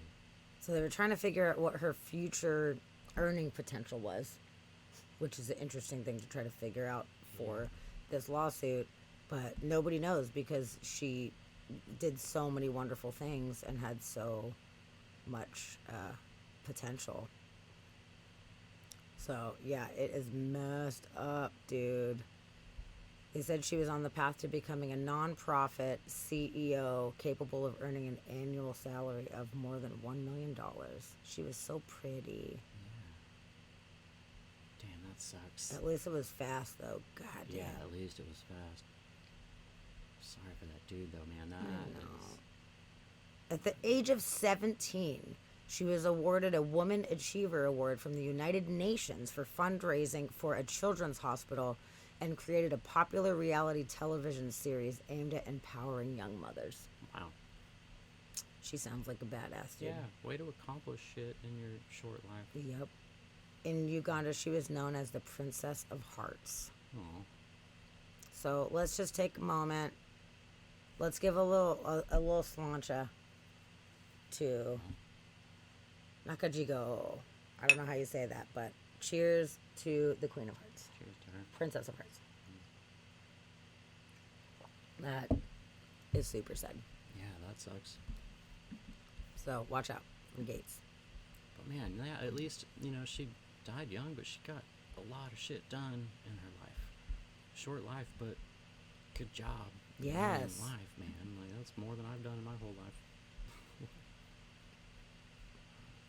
Yeah, dude, that really, really sucks. I feel so sad for her. Yeah. And sad for him. I mean, she had a quick out, but like, goddamn, that poor guy. Yeah. He's the one who's gonna deal with it for the rest of his life. Well, we made it through that one. We made it. I'm glad we didn't trigger Chid on that one. That is good. Yeah. Okay. Well, let's talk about our camera's going funky again. Yeah. Camera's going funky with the robot. Oh, yeah. I don't know why our camera's being weird. I really don't. I'm glad that you guys can still hear us. It doesn't affect that. It just makes us look really. I don't know why strange. it started doing that. It says our CPU rate is slightly lower. But It's got to be the camera. yeah, I don't know. It's got to stop though. It always does it for like Trippy. a couple seconds, then it evens out. So Yeah, hopefully it stops. Hopefully it stops. it's weird, and it lags on the OBS too. Because from what we're watching, it's in real time. So I don't know. Oh, there we go. We're back. Oh, we're back. Oh, we're back again. Yes, we're Okay. back. Totally Max Headroom Let's style try shit. refreshing it next time and see what happens. Good. I'm glad you guys Very- are amused by it. That's Yeah, good. very Max Headroom. Should have worn my Okay. Max Headroom t-shirt. That would have been pretty fucking cool. No, didn't wear that one. I went with Chud instead. Sorry, Chud. If any of you have ever seen the movie Chud. I love all your awesome B movie shirts. They're fucking great. That's pretty cool. Yeah. Okay, yeah. so to talk about something a little happier right now. Okay. Let's get happy. Archaeology news. Archaeologists found 5,000-year-old tavern in Iraq, Ooh. including food remains. Oh, wow. They found food remains from 5,000 years ago. What kind of food lasts that long? Yummy food. It was McDonald's and a Twinkie, wasn't it? Definitely.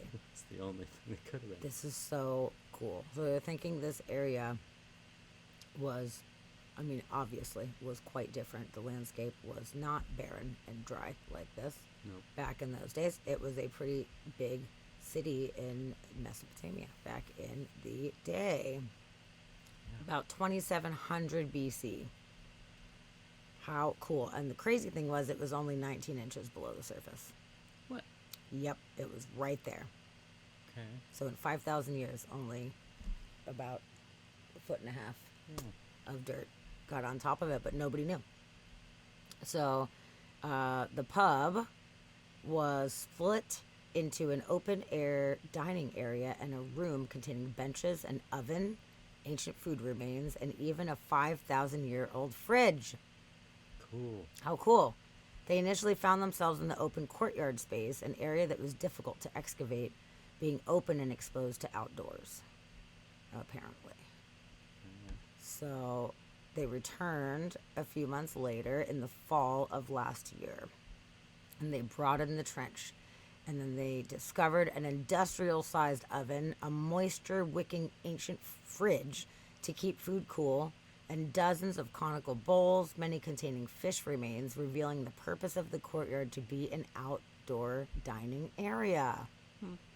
How freaking awesome. They found a large Super cool. oven. Yeah.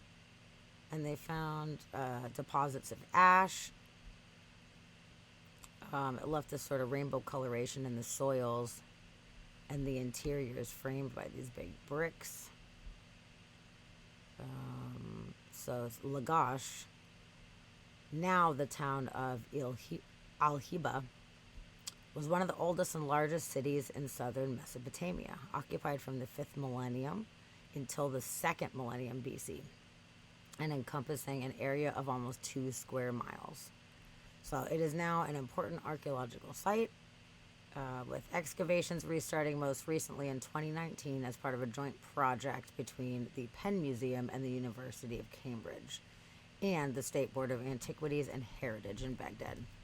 So they're using drone photography and genetic analysis, LiDAR, no doubt, and they're going to figure out what else is down there. But it's really cool that they were able to find something so cool Yeah. with the food. So that there was a middle class, it appeared to be a middle class at the time. And the fact that you have a public gathering space where people can sit down and have a pint and have their fish stew, they're not laboring under the tyranny of kings. So it's not royal, but it wasn't like slave stuff either. So people were able to actually purchase things and hang out and relax Yeah. back in the day. So that's really, really cool. Did it say what kind of food? Did I miss that? Fish stew. There was a lot of Oh, fish stew. remains. Okay. Okay. So Fish stew. that is so cool. Yeah. Yes, I can definitely send that to you. I'll send it to you actually right now. And I got it. We'll send it right now. I think it is this Switch one. your screens. You want to give away private info.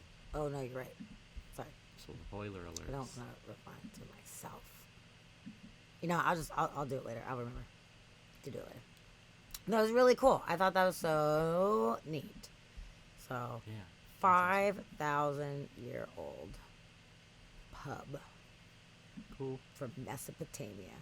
Fucking sweet, dude. That's crazy. Love It it. was so close to the surface. So close to the surface. Hmm. Not I mean, nuts? lucky for the excavators, they didn't have to dig too deep. I know. That's so fucking cool. Okay, let me see. What?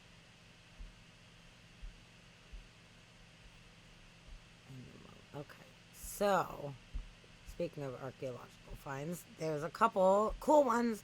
This one goes kind of with this theme, so we'll do this one.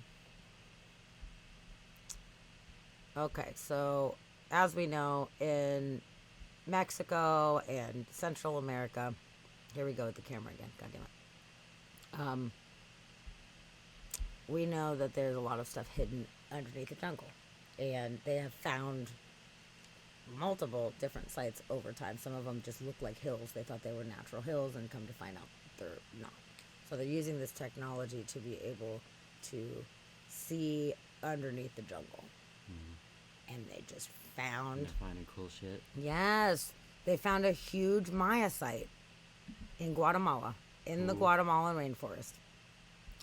So this is the photo of what they found. They found a whole, no thanks, a whole complex. And that is so cool. Sweet. Oh, Princess said that awesome. the era just pre-civilization is their latest obsession. That is awesome. Oh, super cool. Yep, all about it. Yeah, Totally into we- it. We Fucking all great. love it. Super cool.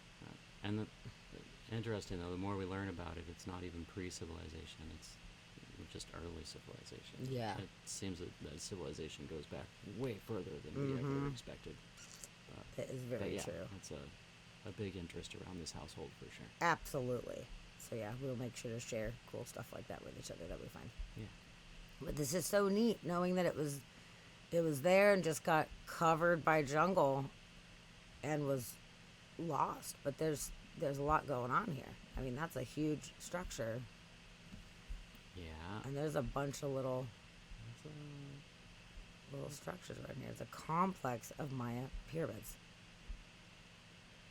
That is so neato. So let's see. They say it dates to the middle and late pre-classic period, roughly 1000 BC to 250 BC.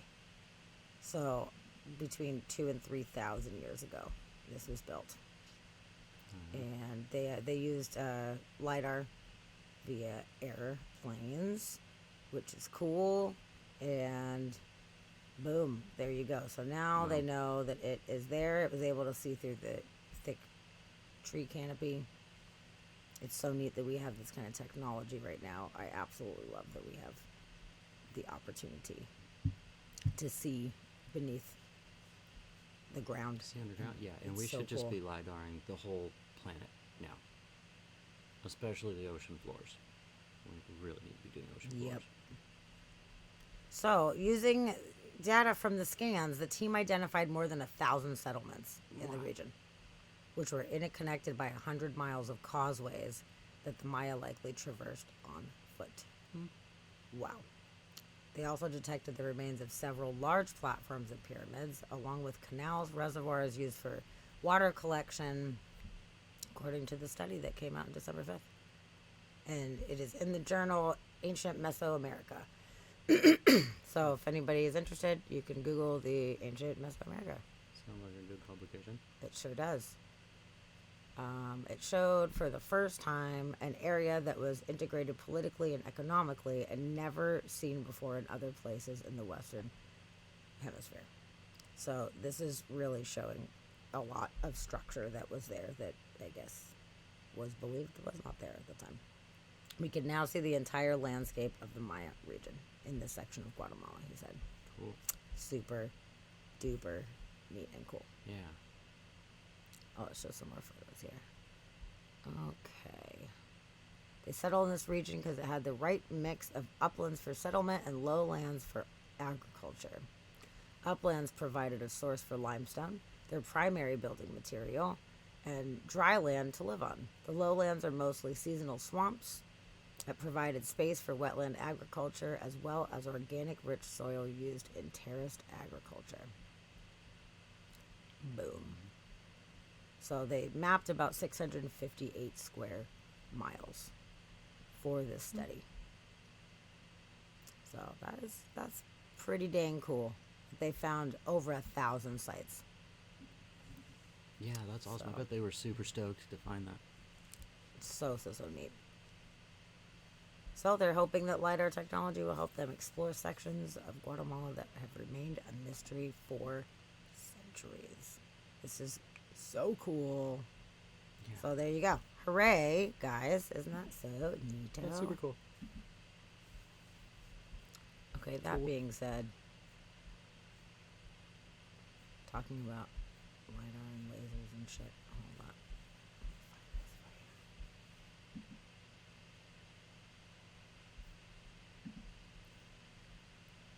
Give me just one second. Some of the articles I put into my thing didn't give me thumbnails this time. So Wait. that's super fun, but I have to just Just click on random- them to see what they are. Random letters and numbers links. Good. Yep. Good. Okay. Yeah, it's super helpful. I promise you that. But it's gonna be worth it. It's gonna make sense. It's a good segue. Yeah, Rabbit. I agree with that. At least we keep digging and finding more things. That's good. God, there's so much out there to learn if we're willing to actually pay attention and try to learn it. Yeah, at least our curiosity keeps us pushing forward. If only we could find a way to convince the powers that be to pump money into that instead of into, the NFL or whatever. If we could actually, get the funds to LiDAR the entire planet, we could learn a lot about our species and about our history, and it'd be super cool. You really could. They should just greenlight it. Just Yeah. fucking greenlight it already. You know? Oh, good night, Steve. Oh, good night, Sweet Steve. dreams, my friend. Good night to you. Thanks for hanging out with us. We love ya. Yeah. Cool. Yeah, like one of the projects I always think about that I've never seen anything else from over all the years ago that I've heard about it. It's been a long time. And it was a TED Talk from the guy, I can't remember his name, but the captain that found the Titanic. And one of his projects that he was funding, along with some other investors, was it wasn't LiDAR, they were going to sonar the entire ocean floor. And he had a plan of what path they were going to take in order to do it, and he was getting ready to start it like a month or two after this TED Talk, and they had the boats to do it, the equipment that they were pulling behind the ships, and they were going to map out the entire ocean floor, which he referred to as the world's greatest museum because of all the things that are on the ocean floor, whether you're talking sunken cities or sunken ships from battles or airplanes or just lost things at sea. Like, there's no telling what's down there. And after he had that TED Talk and talked about it, and he was like, it's fully funded, we're going ahead for it, I've never heard anything else about it, and I've tried to find it. I've done digging to like try and look it up, and now I'm like, why did we not do that? The conspiracy theorists would say that there's shit hidden under there that they don't want us to see. Yeah, that's the only thing I could think And, about is that he was halted. I guess along that's the way. possible, Yeah. but I don't know. Maybe they realize how daunting of a project that is to do, Yeah. and maybe they're like, fuck, maybe not. Yeah. I don't know. I wish that they did. I wish at least do it in sections. Yeah. And like, even if there's like, you know, qualms with international waters and like where boundaries are and like borders between countries and stuff, like, even if there's problems with all of that, do the countries that will let you do it, like, even if it's just American waters, like right around to the States, like, let's do that right around us. Or Well, there's so allies. much international water. I mean, you've got Yeah, it's you like could do 7 international miles water. out. You're good to go, you know. So they could do Could do all of the that, international but it would be region. very cool to do areas that are closer to the shore for sunken cities and all of that Mm-hmm. kind of stuff. Definitely. Yeah. But there's probably a lot more interesting stuff. Yeah. Under the Either way, I mean, whether ocean. you're closer into the landmass or you're out in the middle of the ocean, like, all of it's going to be interesting, and I think that there would still be things to find and to look at and learn from, no matter which area you're in. But yeah, I don't know why it never moved forward. And like, I watched that TED Talk so many years ago. It's been over a decade ago, I bet, and I've just never heard anything else about it, and that bums me out. I was so excited about it. And now with LiDAR, I'm like, well, why don't we just do it from space? Like, we don't even need the boats to float around to do it. Like, we can just do it from space. Like, we got satellites. Let's go. Oh, Chid has a good point. Nuclear sub and installation identification could be an issue. Okay, yeah. There could be some, private things that they don't want to That's be true, but if put out they're there. if they have this project and they just blast out where they're going, these are the regions we're going to be in. Tell all of the countries of the world we're going to be going through this region. If you have anything secret that you don't want us to see, move it out of the way. Like, move your nuclear sub over like 2 miles. Or say, we're opting out of this area. You can do all the other areas around internationally or whatever, but don't hit this area. Kind of like with Google Maps. Yeah. Like Google Maps, Google Street View. There is not Google Street View in certain areas of the world. Belarus. Belarus, yeah. Nothing in Belarus. There are some countries that have extensive more Street View than others. It was kind of frustrating because when I was looking around traveling, there's some places where there's just not Street View at all. Yeah. Like North Korea, like obviously. There are some photos on there though, which is interesting. There's a few photos that people have posted up of North Korea that I've seen. I've looked at all of them. Yeah. I'm surprised they even let those come I out, know, but there's it just very wasn't. few. It was like architecture and stuff like that. So I think Yeah. they were like, okay, you can keep those because it makes us look badass. Because that's like badass We look statues really good and in shit that like photo. that, So, Yeah. so yeah, they're picky and choosy, so they could do a similar type of thing. Yeah. But Yeah. speaking of lasers and doing these kind of surveys, Okay. this is super fucking weird. So, in Hawaii, they actually observed some fucking green lasers like coming down from a satellite. So they know what satellite that it was. It was a NASA mission, and it's to compile a comprehensive measurement of the Earth's surface and map the surface out in cool 3-dimensional details. Its only onboard instrument is the Advanced Topographic Laser Altimeter, which the punny agency refers to as ATLAS. So, here's what we got. here's what people saw. This is super trippy because since they are lasering a bunch of shit, I'm surprised we haven't seen this more often. So let's see. Look at these fucking lasers in the sky. Oh, it's gonna replay. Wow. Yeah, they saw the lasers from the Weird. satellite. Dude, Cool. isn't that neat? Oh, that would be so fun. I would also be really tripped out. Yeah. Like, what just happened? I'm surprised we're not seeing this more often though. Like this Yeah. why is this just a thing that is just coming out now? It's weird. But yeah, so they're using it they can detect minute terrestrial details such as the thickness of ice over the Arctic Sea, helping scientists see how fast man-made climate change is ruining our planet.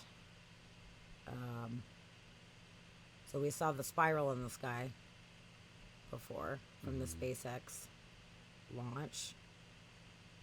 And yeah, that people are seeing a bunch of weird shit in the sky. So that's pretty weird. Pretty weird and cool.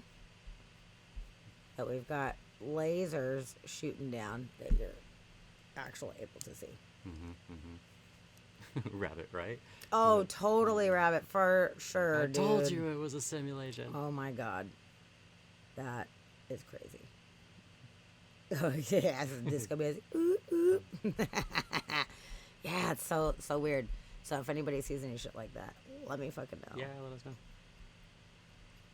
But yeah, that's trippy that they were able to catch it like that. That's cool. Yep. No, and you're right. Like, oh, this fucking Chinese surveillance balloon, such a big deal when everyone's got satellites. That's everybody's looking at everybody, and the U.S. definitely has, spy satellites and Oh, shit. yeah. So We have spy drones that we just fly over. apparently that's fine though, because America, Yeah, those are fine. but China. But China sent a balloon. Oh no. my god. Watch out. So, yeah, I thought that was super cool. And that totally went right along with Yeah. what else we were covering. It was That's really, super really, cool. really neat. Okay. Okay, so then we've got some other cool archaeological things that were found. Let me surf through my non-thumbnail things here. We're surveying. God, we're it's so surveying. annoying.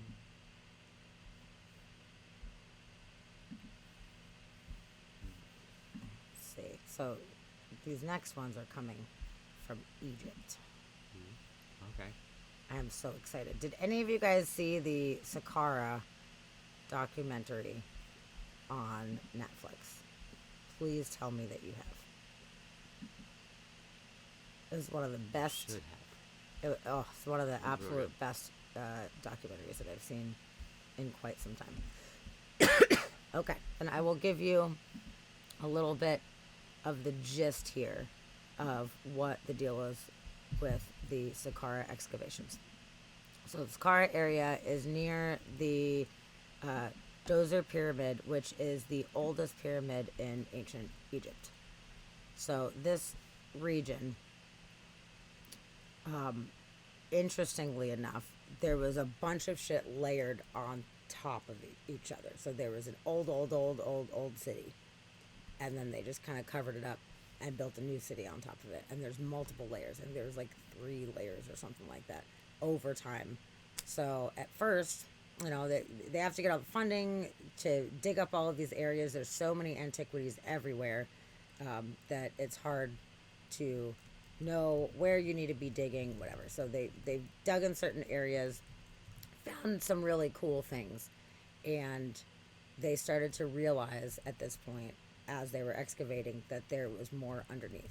So they got this government funding the government's like, okay, you have, I forgot how many months it was, but you have X amount of months to have this funding and dig as much as you want.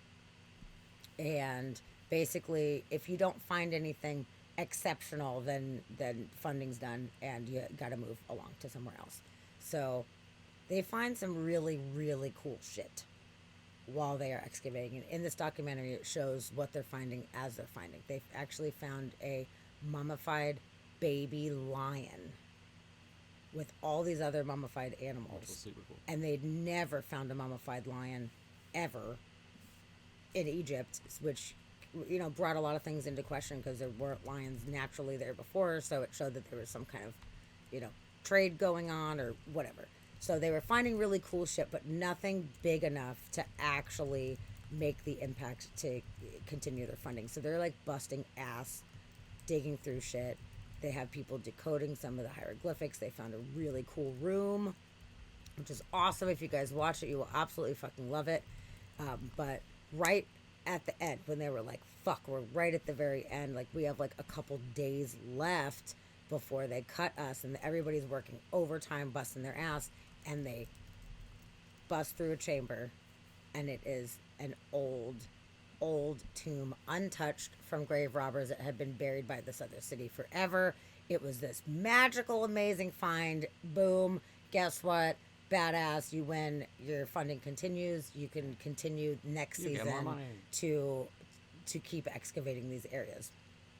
And it is so awesome that they have been finding so much cool shit since they've been digging in this area. There's been so much awesome shit that they have found, and I am stoked about it. Like, all the Egyptologists are really excited because we're going way the fuck back, finding things that have never been found before, which is really good. So I will say that this first story, I have two stories that are going to go with this here. They have found a gigantic piece of papyrus that is the Book of the Dead. 52 foot long section Wow. of the Book of the Dead. Oh shit. Yes. This is 52 feet. 52 feet.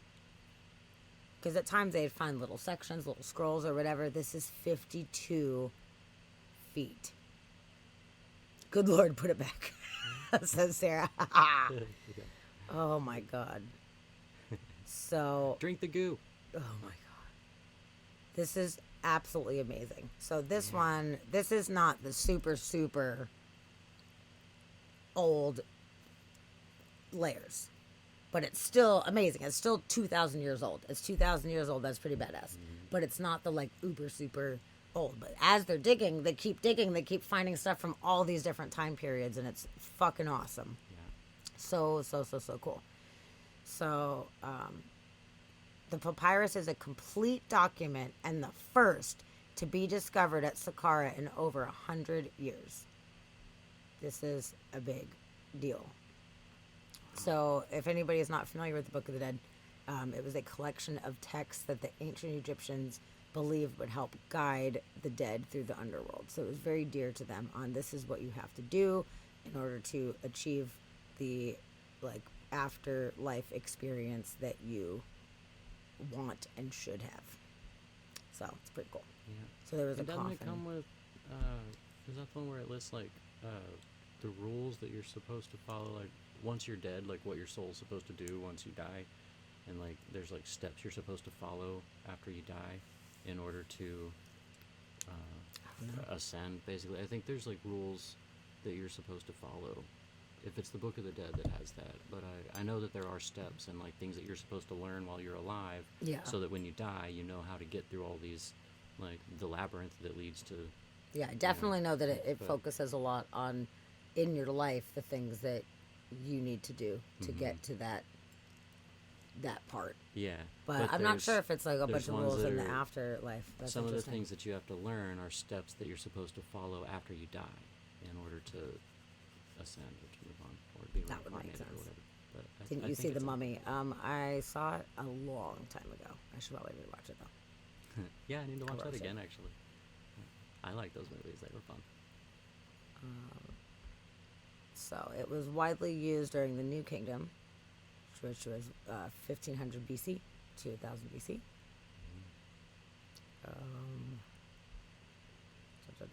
There are other examples of the Book of the Dead papyri that are even longer.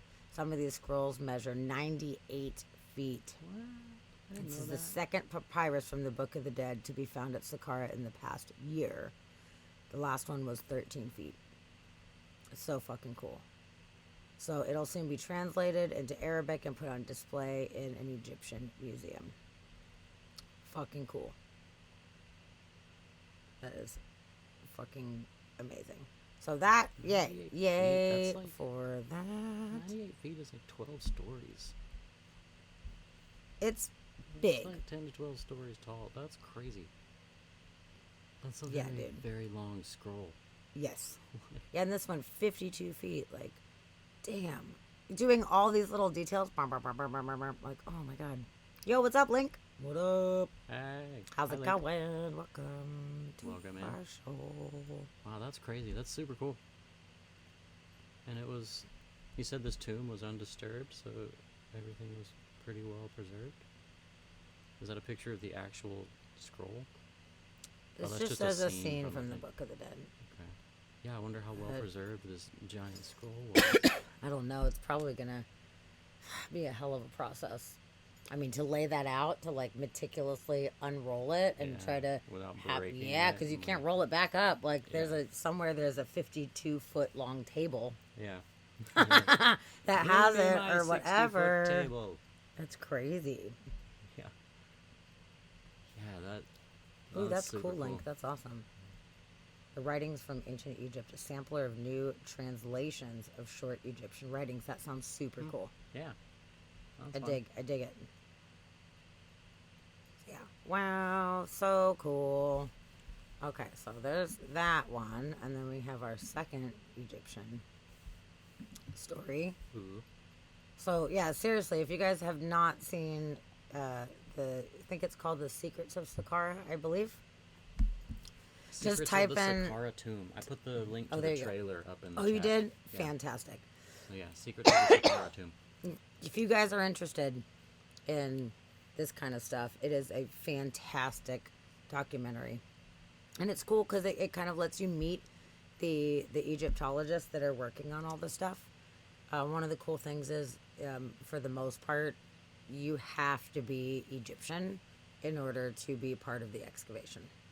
So that's awesome. It gives jobs to all of them, and they know that everybody's going to take it more seriously because it is their heritage and their culture that they're digging through. But you kind of get to know the archaeologists that are working on it and the excavators, and it's a nice kind of personal feeling experience with the Saqqara story. But they learn so much. It's so awesome. Yeah. Super cool. So speaking of archaeologists, Zahi Hawass, he is a very famous Egyptologist. He is the former Minister of Antiquities. He's a little full of himself. He's been in a lot of documentaries over time. He is extremely knowledgeable in the field of Egyptology. So the fact he's a little full of himself, okay, kind of give it to you because you're kind of a badass. But you don't have to be necessarily so typical about these things. So, whatever. A lot of the archaeology community doesn't really like him either. They feel that he's halting progress and holding back information in order to be able Ooh. to release it when he wants it and to make him and Egypt seem, or stay profound, I guess. Egypt is already profound and popular, but there's a lot of concern that he's slowing down progress in order Well, to that's douchey. further his own career. That but sucks. whether or not that's true, I don't know. But he is deep in the Egyptology wells, so Well, he was a part of this find and did allow it to be released, which is good. yeah, super cool. So, they have discovered the oldest and most complete mummy in this Egyptian rare find. Deep down in Saqqara. Oldest Super old. and most complete. This is so fucking awesome. So the oldest mummy we've ever found is the most complete mummy we've ever found. It's That fucking crazy. is surprising. So here is Zahi Hawass uncovering a bunch of these statues and such, which are fucking awesome. There is still paint on a bunch of them, which is very cool. That's crazy. Fucking awesome. God, that shit's so old. It's so old. Yeah, it's cool because, I mean, bummer that they buried the old city and built on top of it, But it's possible that it got buried in sand or something and people didn't even realize that they were building on top of it. So it kept everything preserved for so long because nobody fucked with it. It was underneath shit, so people couldn't tomb rob it and wasn't exposed to the elements or whatever. Yeah. It's absolutely fantastic that this treasure trove is still here. So it's the most complete mummy ever discovered, which I wonder what that exactly means because I've seen a lot of really badass mummies from Egypt Yeah. that looked like Yeah. good as fuck. Like I they were thought- like 2 thumbs up mummies. So I don't know what makes this necessarily more complete. Maybe better preserved, don't know. But it is estimated to be around 4,300 years old. That is so fucking awesome.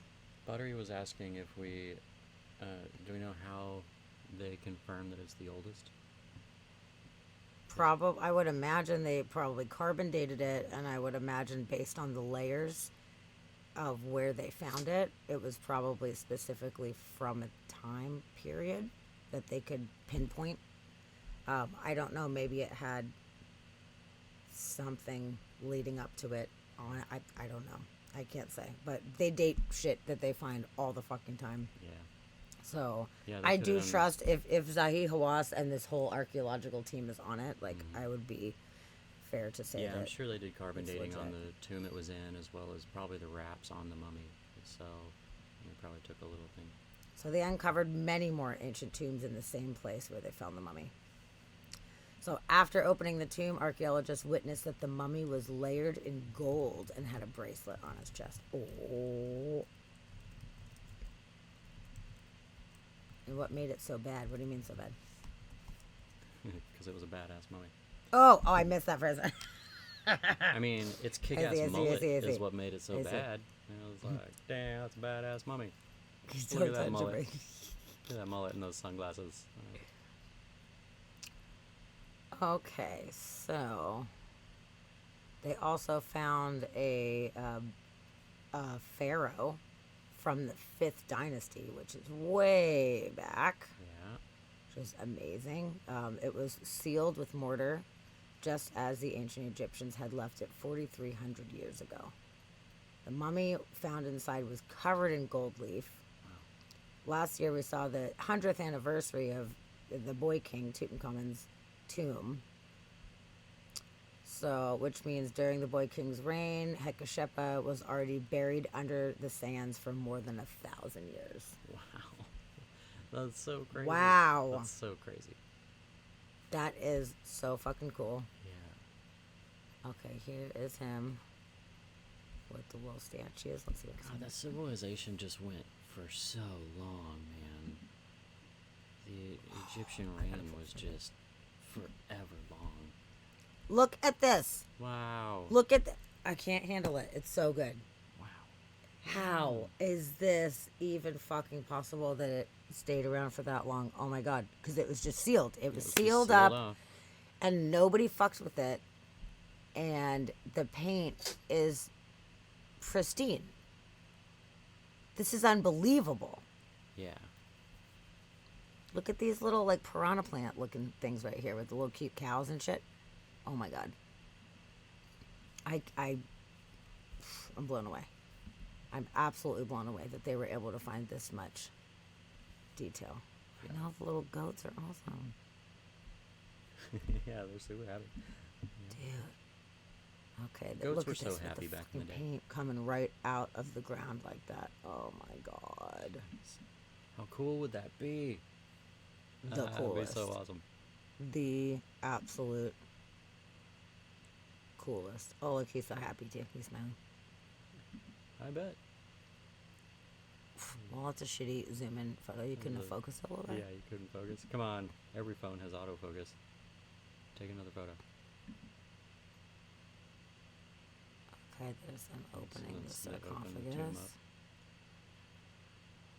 There is one of the mummies. Looks like one of the mummies. That cannot be the best preserved one. I would imagine, because I've seen way better preservation than that. That looks like Yeah. a dick, though. That Right. could be legs, It legs, looks like a mommy bony dick. finger, really. I It's like the hand guess. is like. Be a lot cooler. It was a wiener. The only time I've seen an archaeologist smile. Okay. Cemetery was a notable burial spot for important people and mainly the king. So other shafts were discovered that beheld significant wooden sculptures, some of which were hidden behind a fake wall. Buttery. That is petrified wood. That's good. That's really good. All right, That was you win really that. good. Oh my goodness. So, besides these statues was an offering table and stone sarcophagus that contained his mummy. Among these findings, 2 other mummies were unearthed.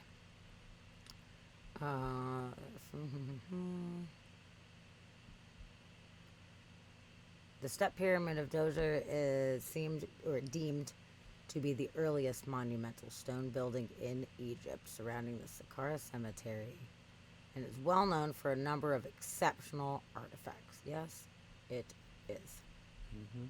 So they discovered the royal treasurer of Ramses II and the tomb of Queen Nearet, the wife of King Teti, the ruler of the 6th dynasty of the Old Kingdom. This is fucking old shit. Oh, we got a video. Oh, there's a video. Sick. Let's check it out. Finally tonight, archaeologists in Egypt made a groundbreaking discovery this week under ancient sands. Emerging from deep underground and far in the past, a sarcophagus sees light for the first time in more than 4,000 years. I put my head inside to see what could be inside the sarcophagus. A beautiful mummy of a man completely covered with layers of gold. Inside, a man, his jewelry still visible, who the hieroglyphics say was named Hykashippus. Archaeologist Dr. Zahi Hawaz says he's the oldest non-royal mummified person ever discovered in Egypt. His resting place is at a site called Saqqara, near what was ancient Egypt's capital. It's also where statues and other relics were unearthed. Saqqara is a very important place. It reveals many important treasures. Egypt has seen a flurry of archaeological finds, which the country hopes will help boost tourism. It was a century ago that the boy king Tutankhamun was discovered at the bottom of this stairwell by Egyptologist Howard Carter. King Tut died around 1324 BC. Hykashippus was roughly 1,000 years older. Archaeologists say he's no royal, but the way he was buried signals his importance. And after thousands of years sealed away, he's made history. Cool. Yeah. So that said that it was the oldest non-royal mummy. She didn't say oldest mummy. She said oldest non-royal. Well, now I'm curious because it does say it was the most complete. Yeah. Does that mean? I mean, it's definitely not the best preserved. No. But what makes it complete versus not complete? Like, there's been other mummies found in unrobbed tombs, so Yeah. that I don't know. We could totally do more research on that and try to figure that out at some point. But based on the article here, it is a very profound find either way about it. Yeah. Either way. But they found a bunch of amulets and stone vessels and tools, pottery. They've just found so much cool shit. So, another discovery in the underground tunnels seems to have uncovered a part of the lost tomb of Cleopatra, which is pretty cool, which is not nearly as old as of it? these things. Yeah, I don't know. For 4,281 foot tunnels. Wow, it's known as an engineering marvel. It's connected with 3 religious sanctuaries and a sacred lake where 1,500 artifacts have been found so far, including coins with the name of Cleopatra, along with the coins bearing her name. Other coins were discovered with the names of other Ptolemaic rulers, and Alexander the Great. So that was around like 2,000 years ago, was when that was all going down there. But yeah, there were busts of identified figures and statues of the goddess Isis. So there's a bunch of cool shit that they've seen. Princess said I worked for someone exactly like Zahi Hawass and I hated him. Really? What did what job was it? What was he? And what were you doing? Apparently the old Canadian tuxedo is in hip style out there. Yeah. There you go. That was pretty cool. All right. That's Yeah, a that's pretty cool awesome. story. They're finding some shit. So now that they made it through that first session to say, yes, there's really important things here, now they're fucking good to go, man. Yeah.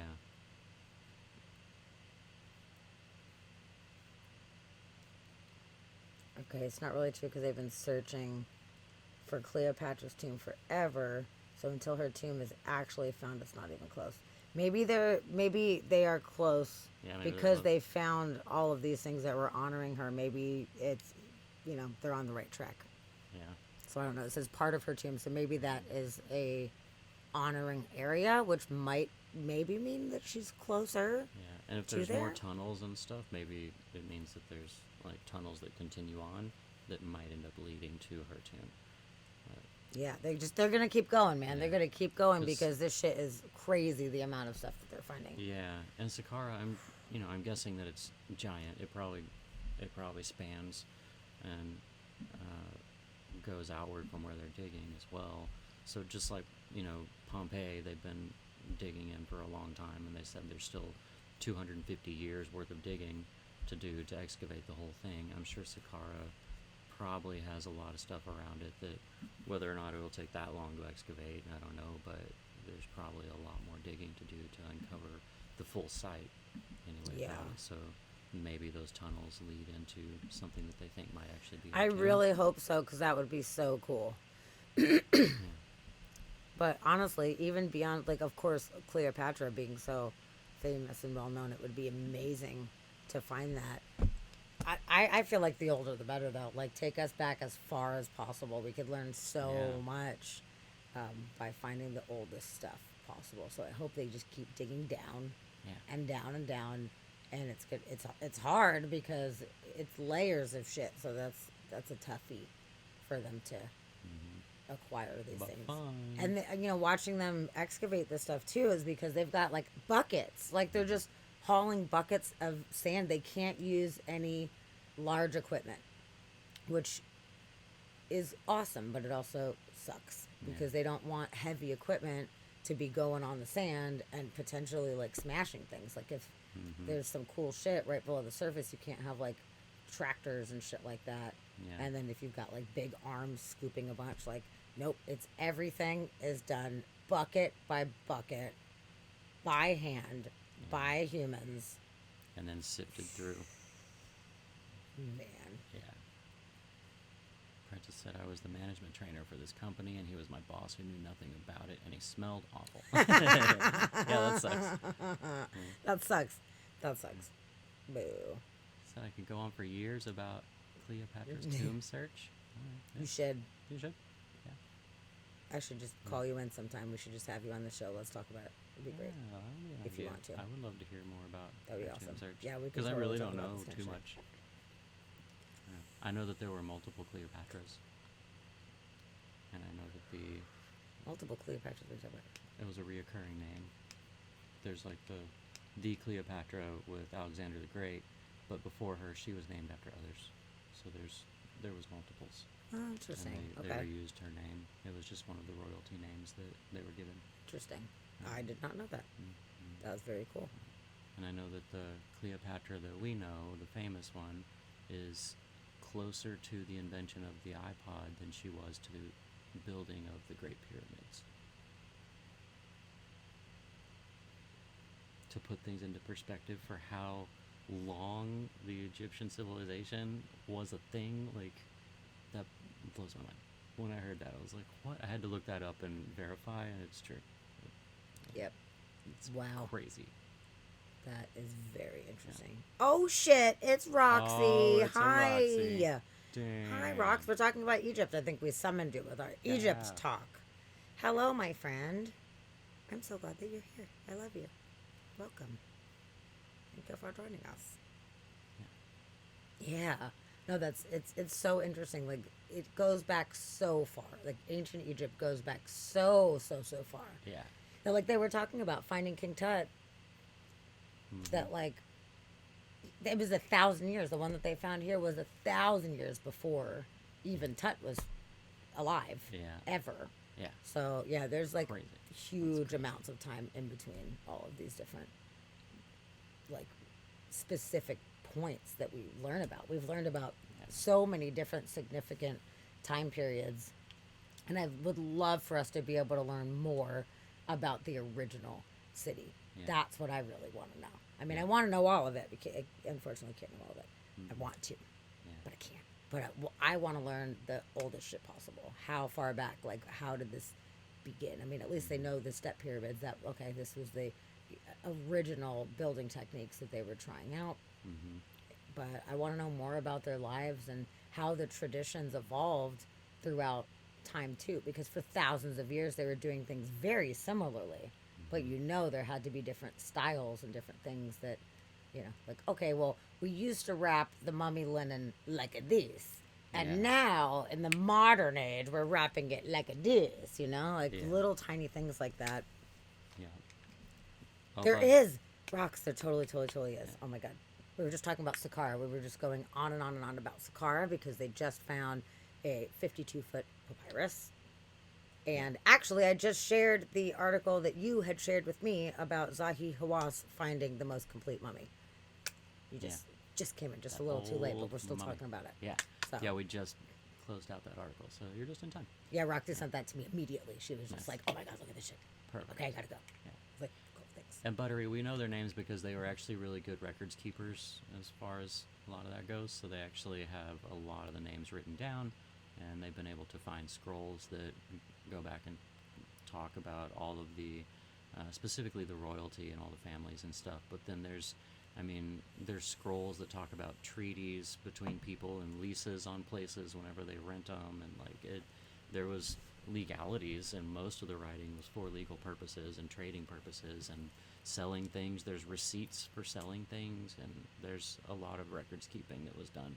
But the names, we know them because of what's written on their tombs and in scrolls. Yes. Yeah, thanks, Rox. Any Egypt thing goes to me. I love it. Perfect. Yeah. Cool. Yeah, Princess, awesome. send those links over. That's awesome. Yes, please. So, Rox, Princess is super into the search for Cleopatra's tomb. She was saying she'd go on for hours about it. So she's on the Egyptian team too. It's super cool. Team Egypt. Awesome. Yes. Yeah, and the cool thing Let's do is it. the closer, like the older and older we get of Egypt, the closer we get to whatever civilization they came from, because Egyptians themselves claim that they were refugees from a lost civilization, or like another civilization that was forced out and had to leave for whatever reasons.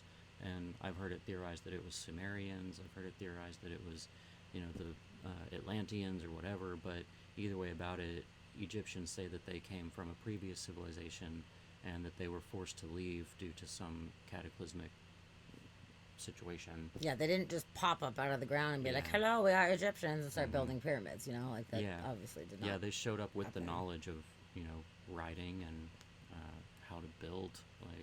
So they got all that information from somewhere. So if we push further and further back, we're getting closer and closer to the civilization that they came from, which is super cool. It's so fucking cool. Yep, you're right. I think that the more that we dig, especially in Saqqara, the more information that we will be able to find Yeah. to try to make a little bit of sense of that. Because if there are things way back that have similarities to other places that we have researched on, there might be artwork or specific things that we could be like, oh my god, obviously whoever did this artwork came from this region because it had similarities or whatever. Yeah. So I love it. It's such an exciting time to be alive. I mean, us as kids, we learned about, very specific things historically that we have found. And it almost felt as a kid like, okay, this is the history because they found these things. But there's so many more things coming, and it's just exploding more with better technology to be able to find these things and everything. Like, we're just so lucky to be here at a time where there's still magic being uncovered all the time. There's still new things coming to light. Like, we do not know everything. We have not found everything, and there's still so many mysteries Yeah, there's a lot out of there. mystery. Yeah. It's so awesome. It's so Yeah. fucking amazing. That's so cool. So, yeah, please, everybody out there that has not seen Sakara documentary, do yourself a favor. It's on Netflix. A lot of it is subtitled because it's in Egyptian. A lot of it, there is some English narration as well. But make sure you're paying attention. Just pay attention. Don't multitask. Put your phone down. Do the thing. Like, you will receive a wealth of knowledge. I was so excited. I watched it by myself. And I wish somebody was there with me because I was like cheering like to myself. I was like, yeah, I was so fucking pumped. Like, it got me really amped. I really enjoyed that. It was so good. So good. Yep. Worth every fucking moment of it. Abso-fucking-lutely. Yeah. Oh, so great. So yay for Egyptian finds. And that super awesome papyrus from the Book of the Dead. That is so fucking rad. Yeah. Oh, I'm stoked about it. That's super cool. That's really Okay. great. Good. Okay. Bathroom break. Okay. Shit and Roxy, you're on mod duty. Okay. Okay, let's see. What should we do right now? There's so many things that are super fun. Okay, let's do a vote from the chat right now. Okay, I love doing this. So you guys get to guess. So we're doing a guessing game. So Han Solo's blaster from the original Star Wars trilogy became the most expensive prop gun ever sold at an auction. How much do you think that Han Solo's prop gun went for? That's a good question. I mean, it's Star Wars. It's the original Star Wars trilogy blaster. 1.2. We got 100 million. We got 2.5. Okay, got some good guesses. Okay, who else is hanging out, listening back there? If anyone else wants to guess, I'll give you guys a minute.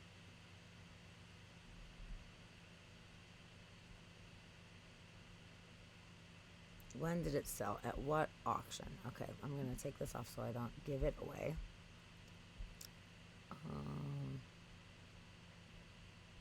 It was Illinois-based Rock Island Auctions.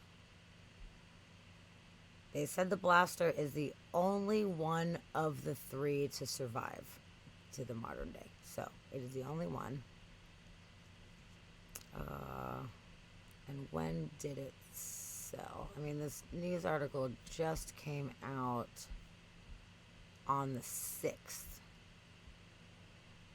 So, it does not say the date of the auction, but it is new news. So, I imagine this week.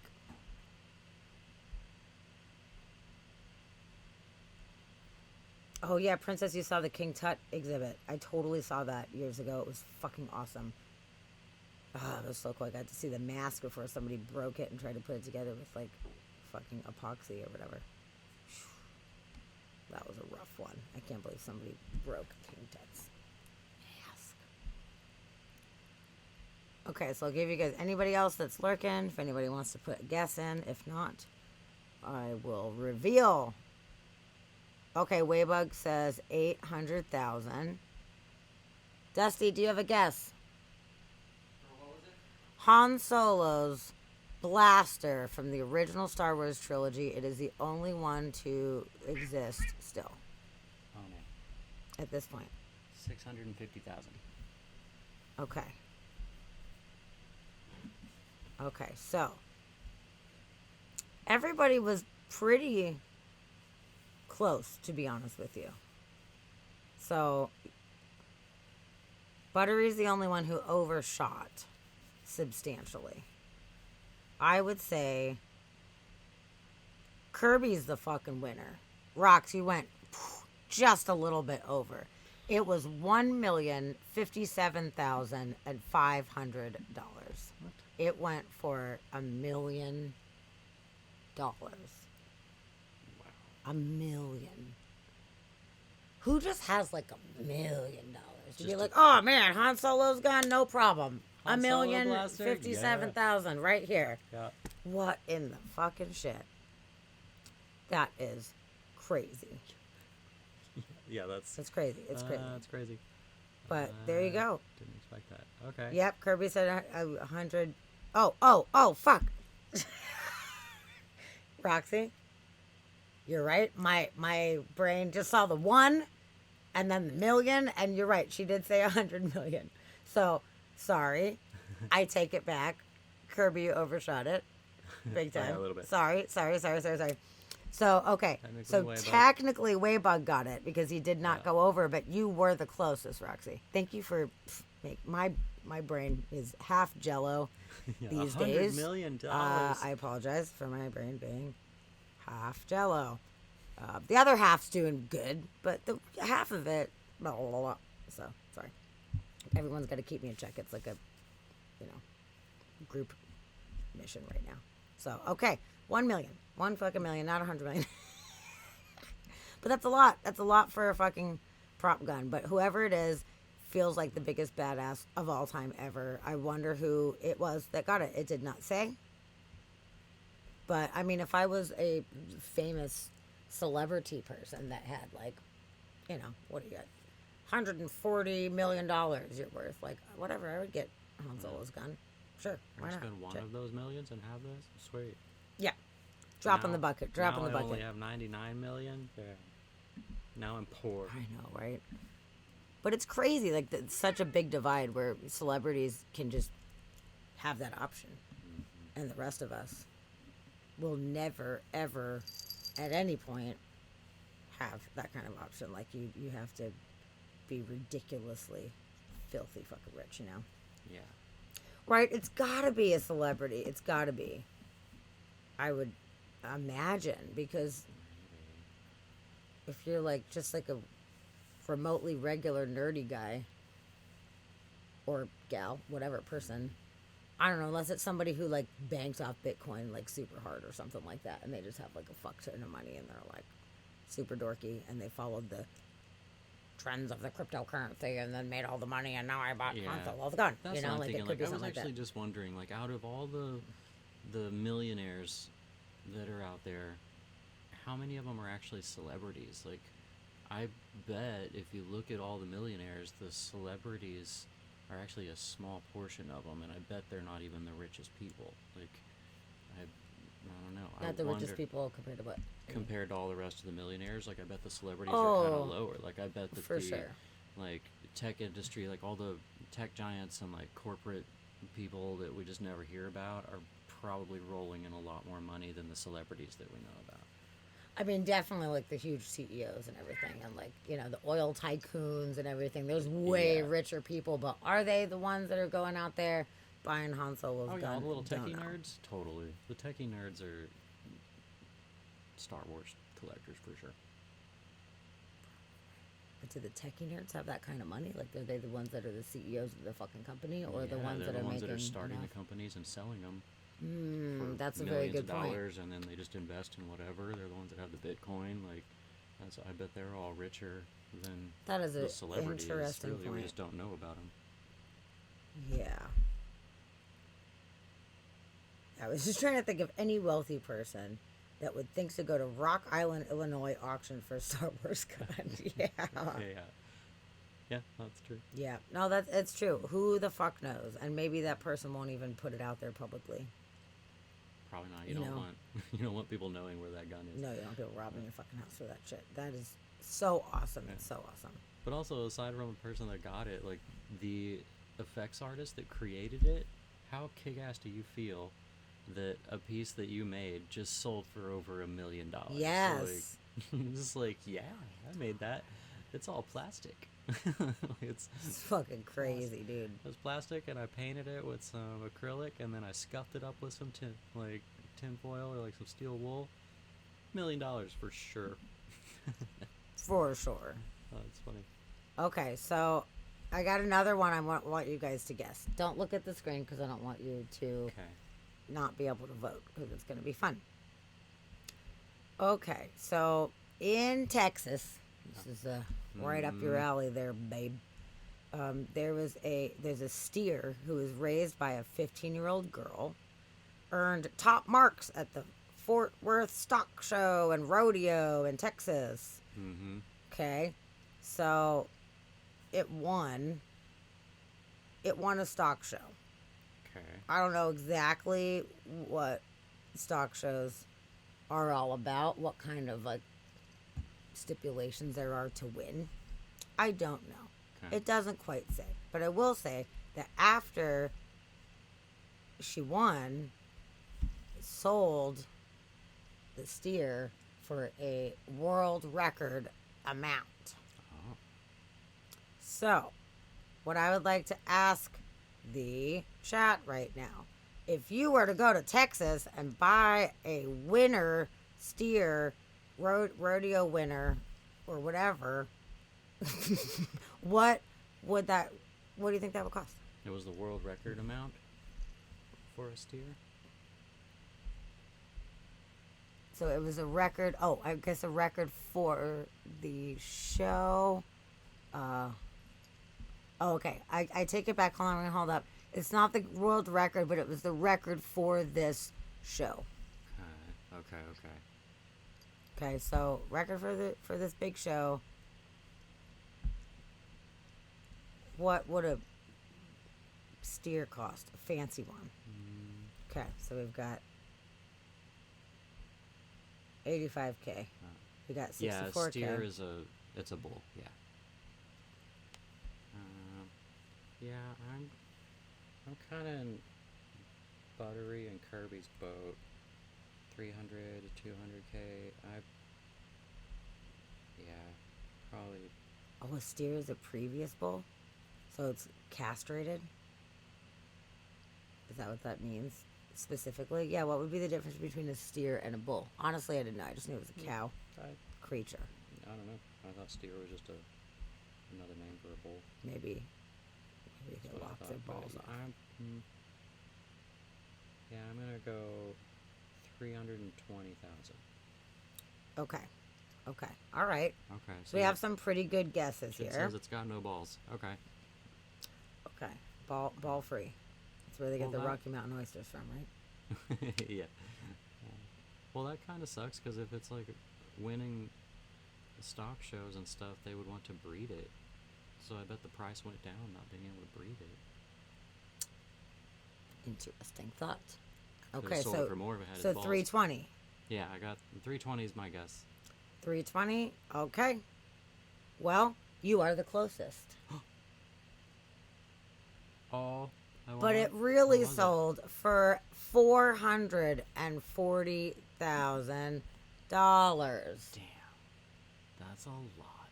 for a Why? ballless bull. Yeah, why? I mean, the only thing you're gonna be able to do with that is eat it. But it won a show, so maybe you can win other shows with it and make money on like prizes. Like, Maybe. I don't know why you would want that. Yeah, I don't know.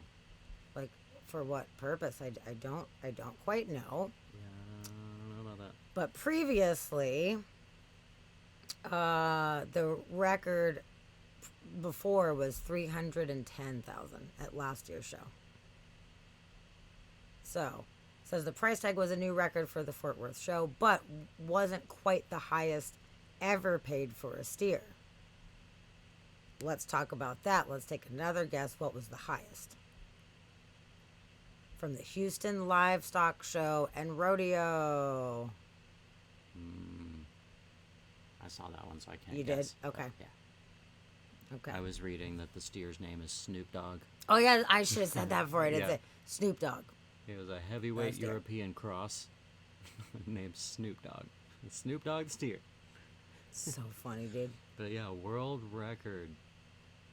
Highest price for Yeah. a steer. What do you think people paid for that?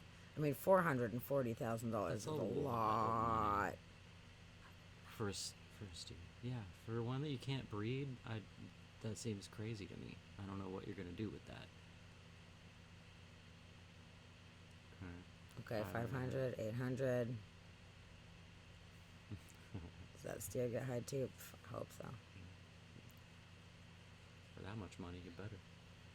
Okay, any more guesses for the highest priced steer?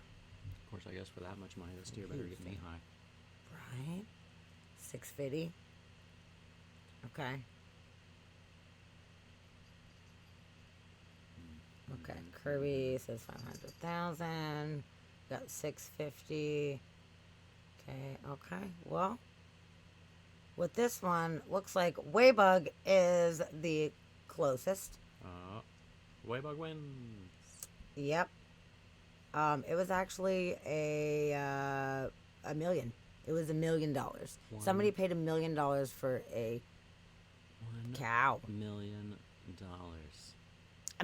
$1 million at a livestock show and rodeo. For a cow you can't breed. What do you do with it? Can you like ride it? Like, can you learn to ride it around and be all badass on your I mean, it fucking could steer or be- something? Like, I don't know. If it's one that could be like in rodeos, maybe, it's like a celebrity one or something that travels around. It's in rodeos and gets ridden, and you get paid for that. I've never Maybe. really thought about where they get the bulls for the rodeos and stuff, but But those maybe- have to have balls, right? You gotta have I balls on the. don't think so to ride it. I mean, Oh, not like the. What do you do with the bull riding where they're all roar and get chucked off? yeah, You need to have balls for that one. the bulls don't. Why does a bull need balls for you to ride it? Oh, because you're oh not no, tied onto the balls or anything. no, but they put a thing around the balls to make them pissed off, so they try to like huck you off. No, always. That's what I heard. I heard That's- that they that's have how a they little get cattle them prod like and they chuck 'em. aggro. Is that there's like a ball squeezer There's thing. a bunch of different techniques because they have to cattle prod. Sometimes they'll cattle prod them in the cage, and like there's a bunch of animal rights shit about it too. So they have, Princess agreed. You couldn't ride it because no balls to yank and make them mad. Apparently, it's the balls that they use to piss them I don't know off. if they do that to everything. Maybe they do. I really don't know. But maybe. I don't know. That Either way, makes it me would still wonder. have dick. You can just tie her off its tail, right? That's what they do to horses in the horse races. They just Do they tie 'em just up have so they flopping can't pee. dicks around, or is it like a red rocket like dog where it has to like come out? I don't know anything about bull dicks. Oh, so they've got. I mean, it flops, but it does red rocket and grow very, very much. So okay. It- Good to know. it definitely grows. Let's watch this little video of this guy. Let's check him out. $390,000 is all. Oh, he's fluffy. $390,000. It's like a bear. Vote this board meeting, 390. They are, they're getting together. Yes, 390, 400. The 400,000 Higginbotham. Yeah, Princess. I don't know. I'm sure you felt better about him. But I did hear that one. 410. It's so fluffy. It looks like they did the blow drying. 410. She's saying no like she means it this time. 410,000.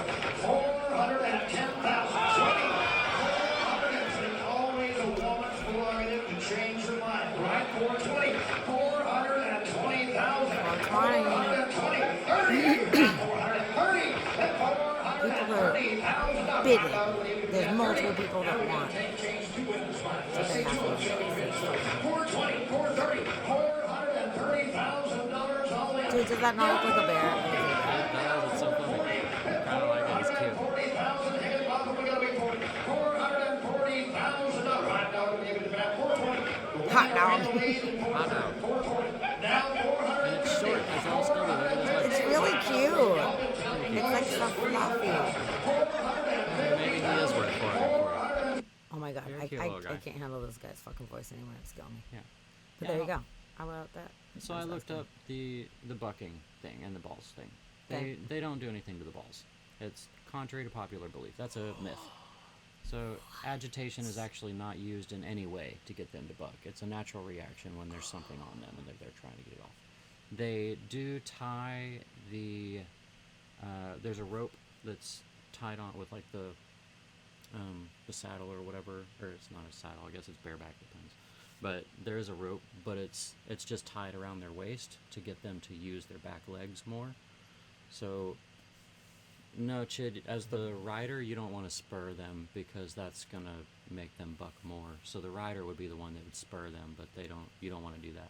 But I've seen that where they used to use the cattle prods, like the rodeos when I went to as a kid, they would cattle prod them while they were in the little cage waiting, so they get all angry.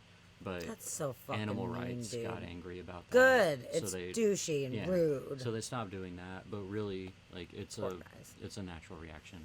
But the little rope they tie around their waist, and they said it makes them use their back legs more, so they kick higher because there's like a rope around their waist, but it's not tied around their balls or anything. Okay. Well, that's really weird. Yeah. I mean, I'm no rodeo specialist. That's Yeah. for sure. I'm not a specialist, but I'm not, but It's like, that's just what I'd always people heard, do and that. I was like, that's so mean, like, squeezing their fucking balls just piss them off, you know? But I guess they're not. Okay, they're already mad because they've been poked yeah. and pissed off, so that's not much better, really, like, all And of they've it got sucks. somebody climbing up on top of them when they're crammed into this little cage. They're just angry. Like, get off me. Yeah. Okay, well, Waybug, she could tap me with that whip. She's in high school. We should not do that. okay, so speaking, this is a horrible segue sentence. Okay.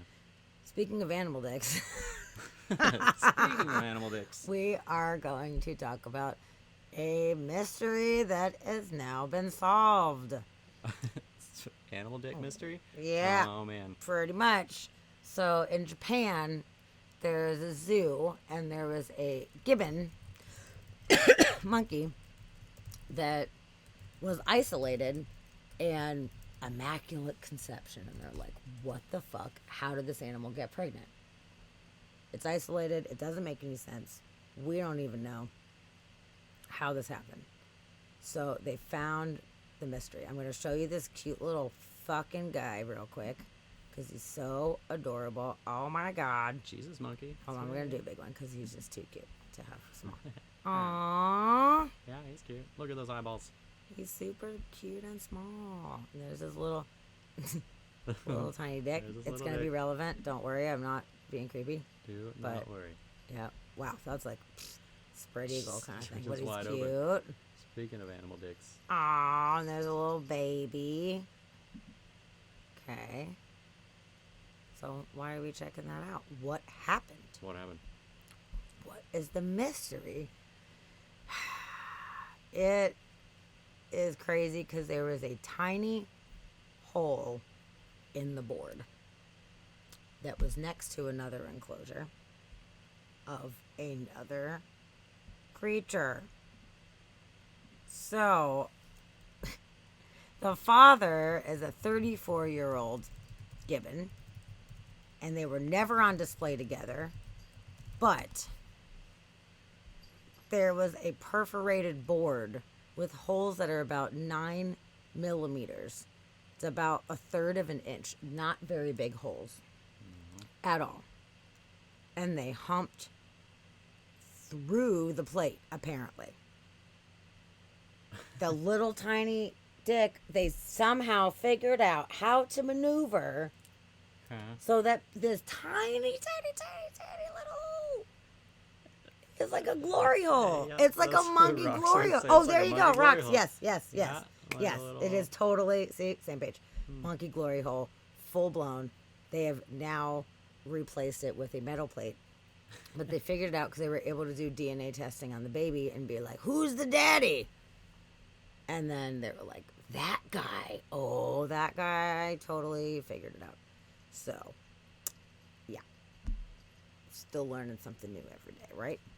Apparently, you can't keep monkeys from humping through a tiny little hole. You just can't do it. So, apparently, you need a steel plate. I don't know why they just didn't let him go for it. To be honest with you, what's the big deal? Look at this cute little monkey. Like, why you gotta try to hold him back? Let him do the Humpty Hump. Let 'em do Let him do the Humpty Hump. Yeah. Why you gotta micromanage that shit? I don't know. Maybe there's a reason. There'd be some kind of reason, I would imagine, that they would not want it to breed. We don't want more monkeys. It's too much monkey business going on. It's too much monkey business. There was monkey business happening. Oh my God. Yeah. I thought that was super crazy that there was this mystery, and then the baby was born, and they're like, oh, you fucking bastards. Did it anyway. Totally did it They anyway. did it anyway. Mhm. No, you can't stop me from humping. Monkeying around at the fucking zoo. Well, good. I'm glad we figured that out. Figure that out. It was a good segue. It's good. Yep. Now we're going to talk about animals without talking about their genitalia. Maybe. But this is pretty fun. Guinness World Record. 14 dogs form a conga line. Are you ready for the conga line? Oh, wait.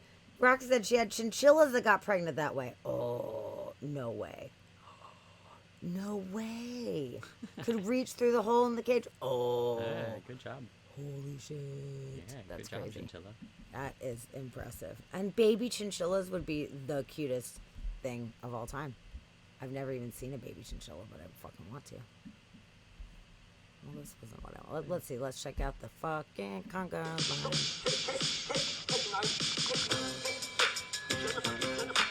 Okay, I don't want this song to fuck us up, because you know they really want Wolfgang the royalties. Laurenberger. Very German name. Hold on, I'm just gonna come back in here. There we go. Look at them go. Oh my God. Look, they're all ready to go. Where do you go? They look like they're humping, but they're not. Don't worry. Oh my God, they're all so excited about it. And they line up in order of size? How did he teach them to do that? They all just did that on their own. Is he talking? Being German, he should not be doing that. Oh yeah, he needs to watch that. Oh, so it's verbal commands. Yeah, you need to hold your hand in a different configuration.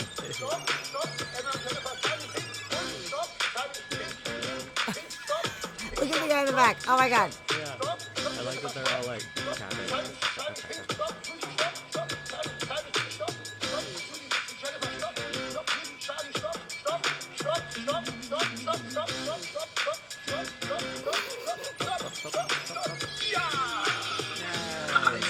Good job, all the dogs. Good job, doggies.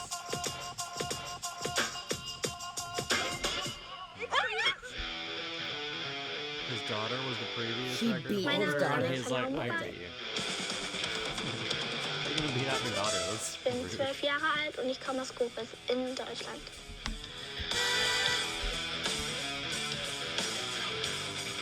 Sketchy. This is the record for the most dogs in a conga line. For the purpose of this record, each dog has to keep their paws on the back of the front dog, and they all have to move together 5 meters. How do you train dogs to do this? Is it line dancing? Yeah. Kind of. Conga line dancing. Oh, everybody gets like treats beforehand.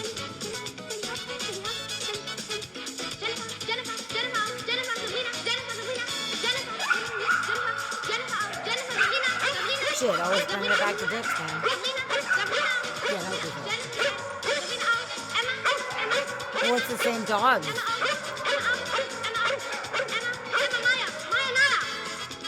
Hello, Vampire Rome. Welcome. Thank you for following. Happy to have you in. Welcome to the Guinness World Record Welcome. Dog Conga Line. This is ridiculous. So the girl had one, and the dad was like, fuck you, I'm putting more dogs in there. He's like, I bought 2 more dogs. I'm gonna win. Yeah. Hey, Oh, Mike. it's why do you always have 80,000 different profiles with different things? It is so funny. I'm glad it's you, right? Yeah, nice to see you. The Alexa, You just always have presented so the many most profiles. You have like dogs in a 12 conga line Facebook profiles. with your dogs that are actually bigger than you when you stood up. And it was successful. Congratulations. Waybug, right? I'm sure the dad only trained 2 of them. She probably worked to train And all this the is your 12, and then dad first trained 2 of certificate. them, and he's Guinness like, yeah, World I Records win. title. Yeah, he did add them because they were the same fucking the fluffy dogs. Thank you. You should have to train all of them. Maya, not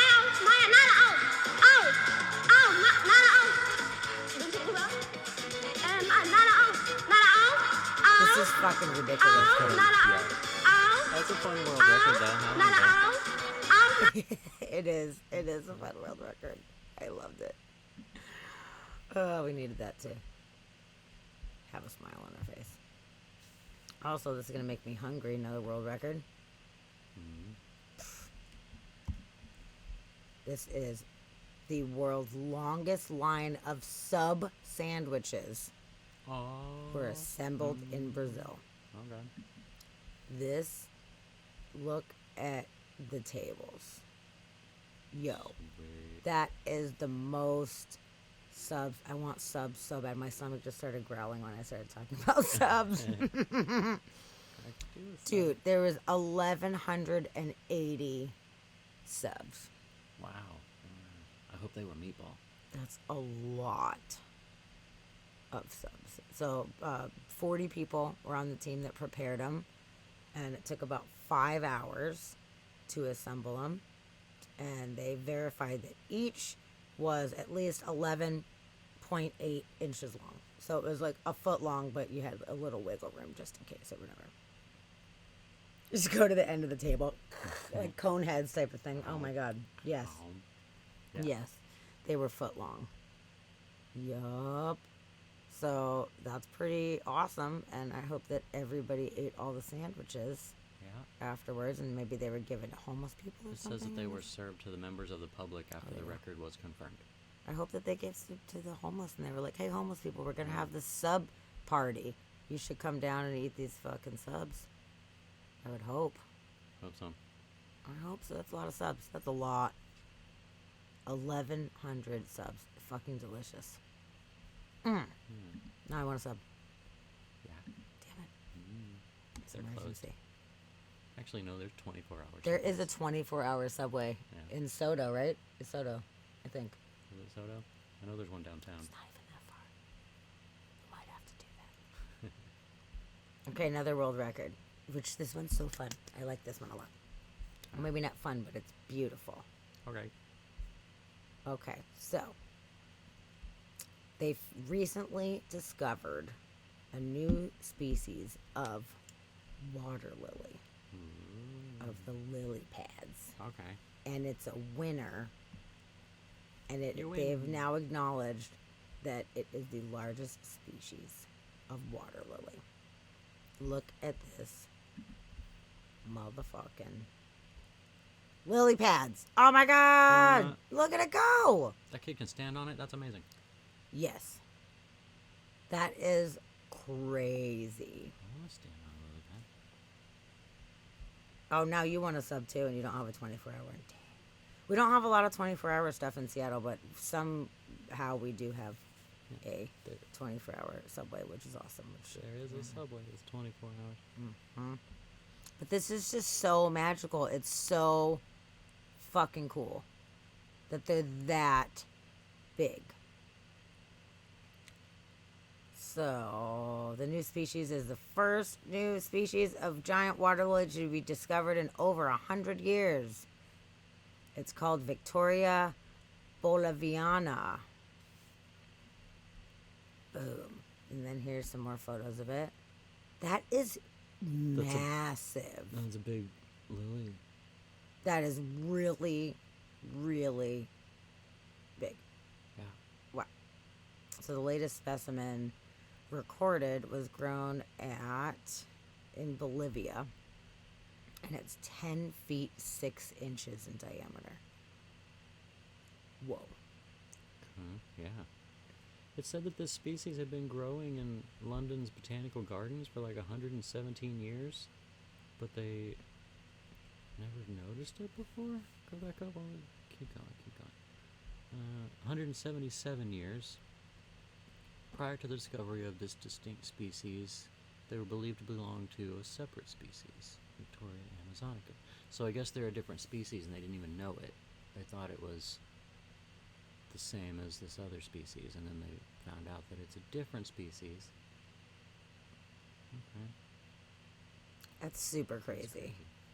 Yeah, that is absolutely just a mind-boggling, gigantic thing.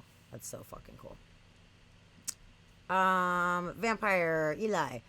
We only take chat suggestions and links when we are in an active hype train.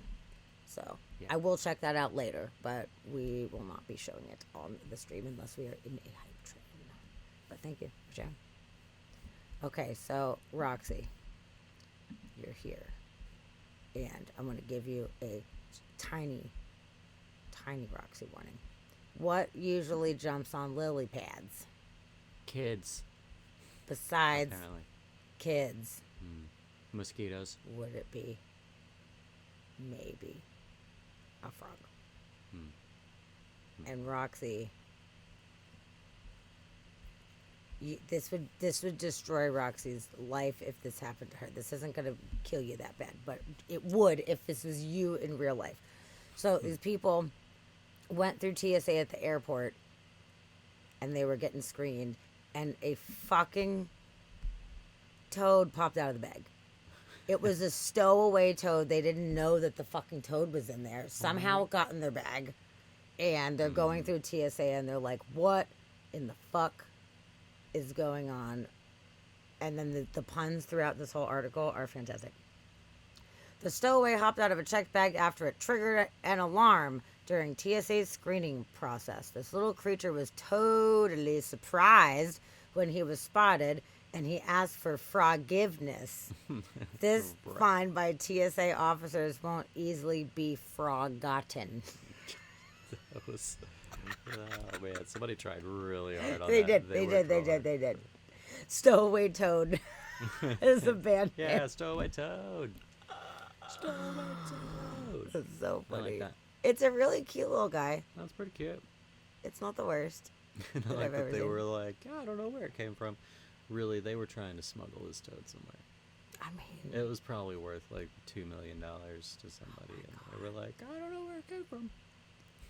maybe. What if they did it on purpose? Mm-hmm. What if it was their pet? I don't know. But there he is just chilling on the side of the bag at the TSA, you know? Like, that's kind of funny where they're like, excuse me, there is a live creature. And they're Yes. like, what? What are you talking about? Oh, my God. That is crazy, dude. Contraband thing. It's full of cocaine. Probably. It's Yeah. shoved right in its ass, right?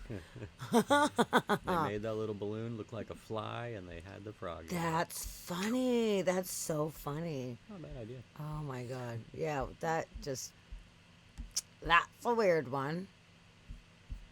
Okay. Also, this tripped me out. Talking about that's a weird one. This is totally weird news. Okay. And I'm very impressed because a lot of the kids, you know, in this generation, some of them aren't the most smart or knowledgeable. Example, you know, people saying that Bonnie Raitt is an unknown blues singer, which, by the way, Roxy, I saw your post earlier. And that's the first thing I had heard about it. Then I saw a bunch of posts afterwards, like, of the articles and stuff. It's crazy. So, kids these days, or young adults, whatever, I don't have a lot of faith in them. Some of them are really smart, and they're really trying, and they're doing good. But this kid, I think, takes the cake from all of them. And I want to, like, hang out with this kid because he sounds badass, dude. Okay. He's from Pennsylvania. And he is 9 years old and just earned a high school diploma. At 9 years old, he is a third grader, but he's been awarded his high school diploma after completing the required classes virtually. So he also is working on getting his black belt in karate.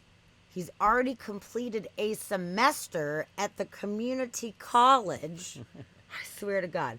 is looking into continuing his education at a 4-year college or university. Okay. Oh, What he's is he- gonna have scholarships coming at him. Oh yeah, 9 years old. 9 years old.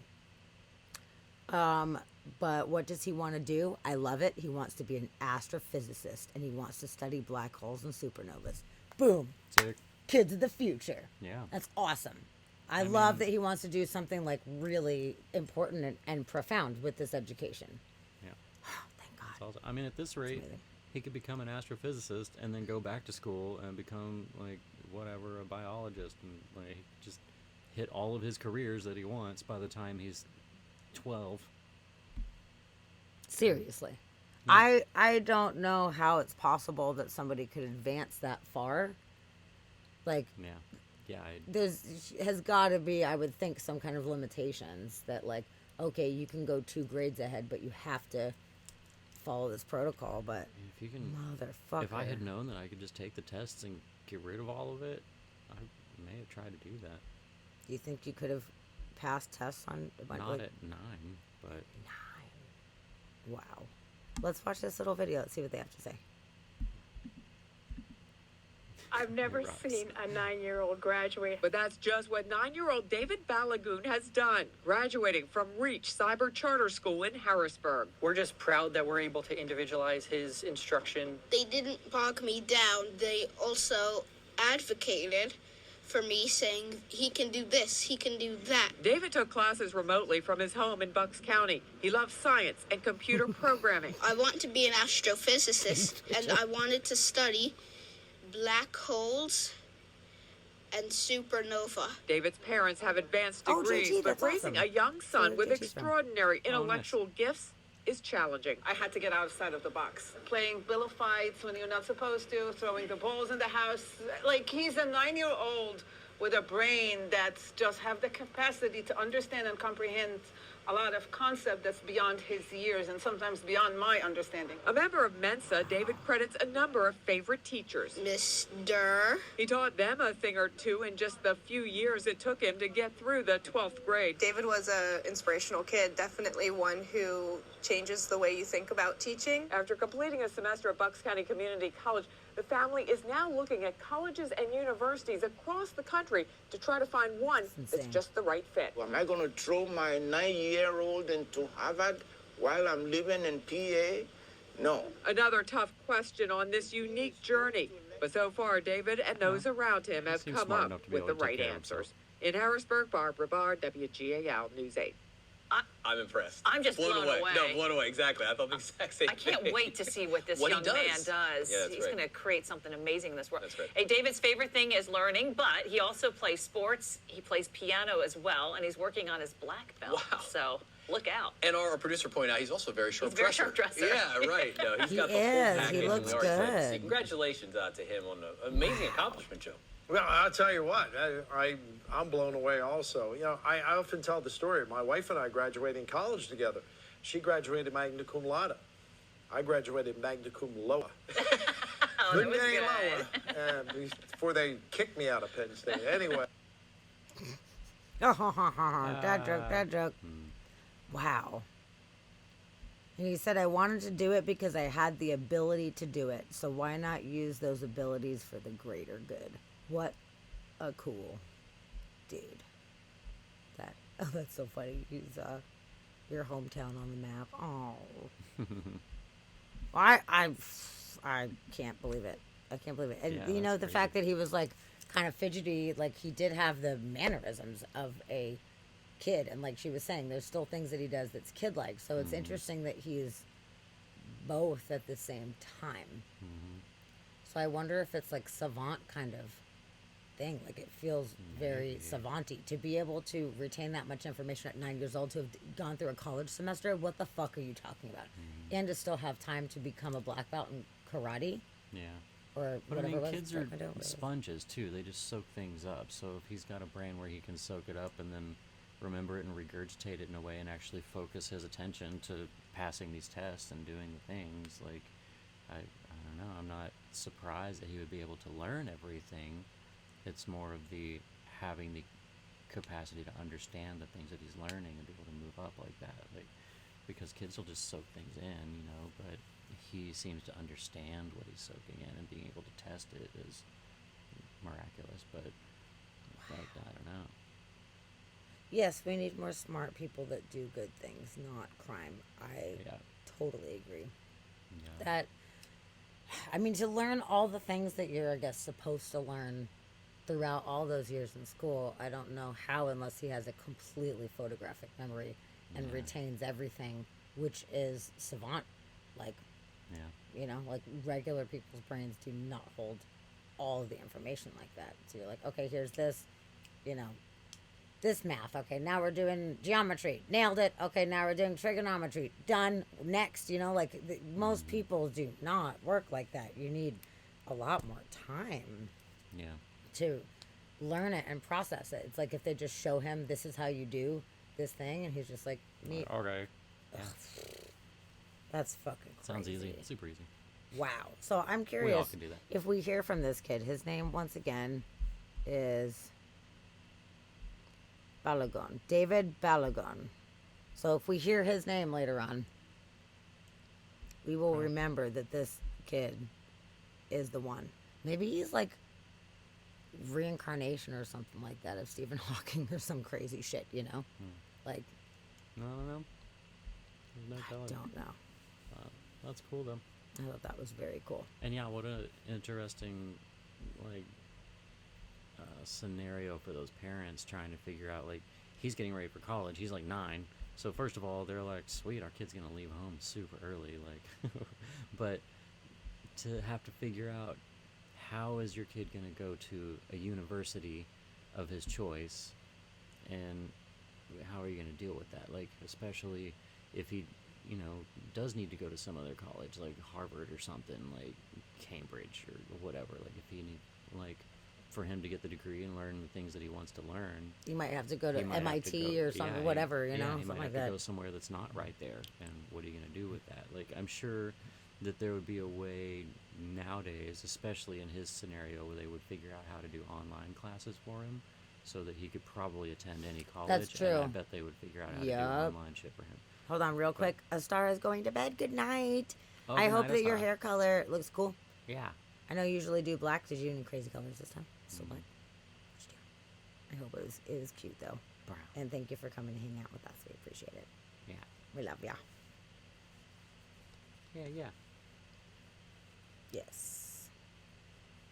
Yes, awesome. Yeah, it is true. Maybe he can do online stuff remotely Yeah. to some degree. But if he's going to need labs and stuff, he would have to be in person for labs. But who knows? Ooh, smoky amethyst. That's awesome. I bet Ooh. it's beautiful. That's a cool color. Good one. I know it's really cute. Yeah. I can't wait to see it. You should come to the pink party at the Greenwood Collective on Friday. Yes. It's Art Walk, and we're doing a pink show. And I made a really cute art piece Yeah. for the thing. I just finished it today for the pink show. Do you guys want to see it? I'll show That's you really if good. you want. You should. Can I Wanna do grab it? Yes. It'd be a lot easier for you, I think. Cool. Yeah. I'll show you. It's probably going to be horribly reflecting on the ring light, but... Okay. So I made the... Oh, yeah, it's terrible. Should we unplug it for a second? I'm just gonna see if I can cover it. Here, does this work if I Oh, just yeah, cover it? Does this work if I do this? Let's see. A little bit. Okay, maybe a little bit better. So I made all of these little tiny foods. I made an afternoon tea. And you can't really tell. It's super good. Okay, you can still see the fucking glare. But I made all these little snacks and stuff. And then I made this teapot. I put a bird on it also. So there you go. It's a pink party. So I made pink things and I thought I'd make them cute. Dusty tried. That was better than it was before. There you go. Thanks, guys. That will be on display at the Art Walk on Friday. Thanks, guys. Hooray. I did it. I haven't done art in a while. I've just not been in the art mode, but I did it. I completed a thing. Hooray! Art happened. It was good. But yeah, I hope that you come on Friday. If you're not busy, you should really come. I would love to see you. Please, please, please. And thank you. Come hang out with us. But wear pink if you have pink. I know me and you have a lot of black. But if you happen to have anything pink, you should wear it and come out. I'd love it. Yeah, I don't think I have anything pink, actually. I was thinking about what I'm going to wear to this pink party. You got those cool pink glasses. Those like Tetrisy looking 8-bit glasses. Really? You don't get no pink? You have like hot pink pop accents or I've got whatever. those like tie-dye pants that are kind of pink, I guess. Yes. Well, I'm going to go to the thrift shop and look for a prom dress for the karaoke prom that I'm throwing, which is going to be fun. It's on Valentine's Day. Anybody that lives here in Seattle or wants to come to Seattle for Valentine's Day, I am hosting karaoke and I'm throwing a retro karaoke prom. Yeah. Which is going to be fun. So I'm going to go to the thrift shop and I'm going to get a stupid ass dress, which is going to be so funny. I never went to a prom. So I thought it'd be really fun to get like a dumb dress. Big floofy stupid thing. It'd be so funny. I know, right? I'm really surprised Dusty doesn't have anything pink either. I'm a little surprised myself, but I used to have pink Converse, but I don't know where those went. I guess I got rid of those somewhere along the way. I don't know where those are. Maybe you need to come to the thrift shop too then. Maybe. I don't know. I do have those pants that I can wear, so that's good. You can. And I don't know. I'll figure something out. I have a pink cardigan, like a bubblegum pink cardigan. So at least I got that. But if I can find a pink prom dress, I don't know what kind of prom dresses they're going to have, but if I can find a pink one for the prom, then I'm just going to wear that to Art Walk, I think, probably. Although the show is upstairs and the whole time we're in our gallery, people are going to be like, what the fuck? What I'd be like, oh, it's for the show upstairs. I'm just supporting from afar. Yeah. Chid. Oh, God, Slutty Barbie might be there. She better show up. That'd she be fucking awesome. might. Oh, you had a floofy hoop dress to your senior prom. That's awesome. Good That's one. so fun. It was so fun looking through some images. We're making a flyer for the Valentine's Day prom. And I wanted, like, the most ridiculous, like, glamour shots style fucking old prom photos, you know, with the guy behind the girl. And they've got some big hair and, like, ridiculous dresses and shit. And there's some pretty cute ones that we found. So I'm looking forward to that. It'll be fun. Yeah. But yeah, I'm glad you love anything tea. I'm actually drinking some tea right now. I'm drinking my British tea that I got in London. It's the Royal Blend, English style with the milk and sugar. So British. So thanks. I'm glad you like my art piece. Hooray. Cool.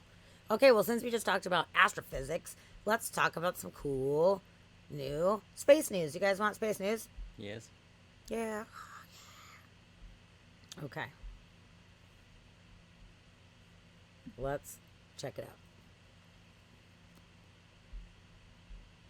I wish that there was like an actual like giant zoomable image of this. But James Webb has a new photo and it looks fucking awesome. Oh, of course the camera's going stupid. Let's wait. Is it good? Are we good? I think we're back. Okay. Feast your eyes upon the picture of the month from the web. These are all galaxies. Cool. Look at them go. I love it. I love it. Look at that. I love it. I love it. cluster of 3 over on the left. God, can you Google and see if there's a zoomable image of this? Because, my God, I wish that there was, like, a high-res version. Because it is so fucking awesome right now. Sorry, the little cursor's in the way. You just got this little dude just kicking it. Just a little guy. Just, you know, probably 100,000 light years across. No big deal. God, and then this is really cool. I'm really curious how far, like, is this one in the foreground and then that one is way, way, way, way, way back? Like, Yeah.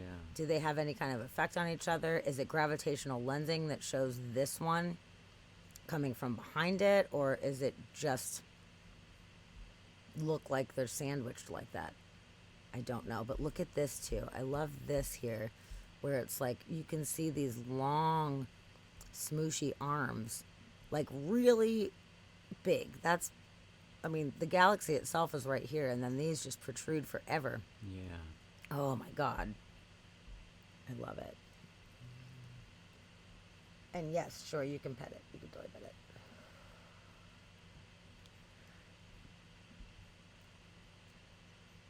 Oh, that's good, Princess. You get the English tea sent to you. I've got what is it? The name of the fucking brand. I always forget it. Starts with Something with an an F. F. I don't. Yeah, I don't know. But it's fancy. So there you go. This is our new image of the month from the amazing James Webb Space Telescope. Does it give a name for the image or something that?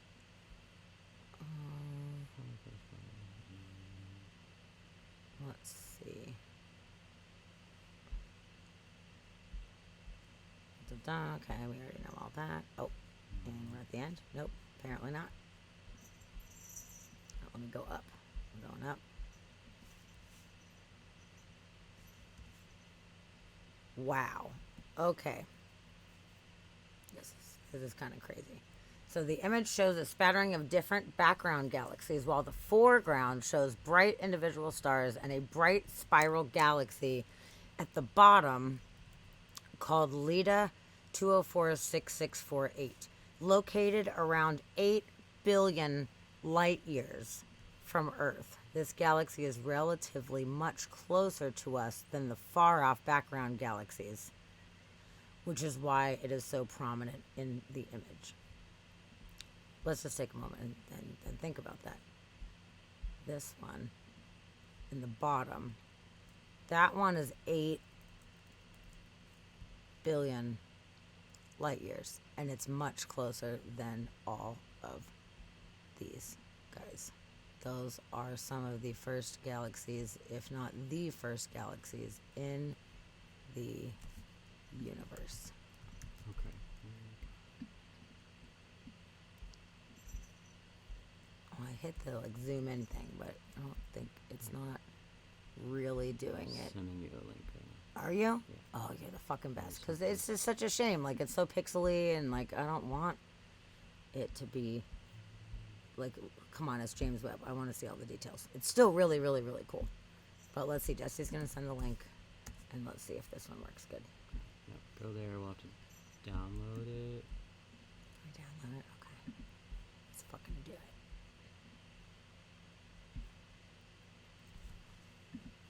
Yeah. So we'll see it. There's a full size Oh image yeah. link for it.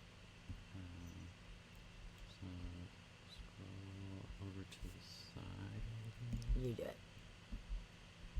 It was right.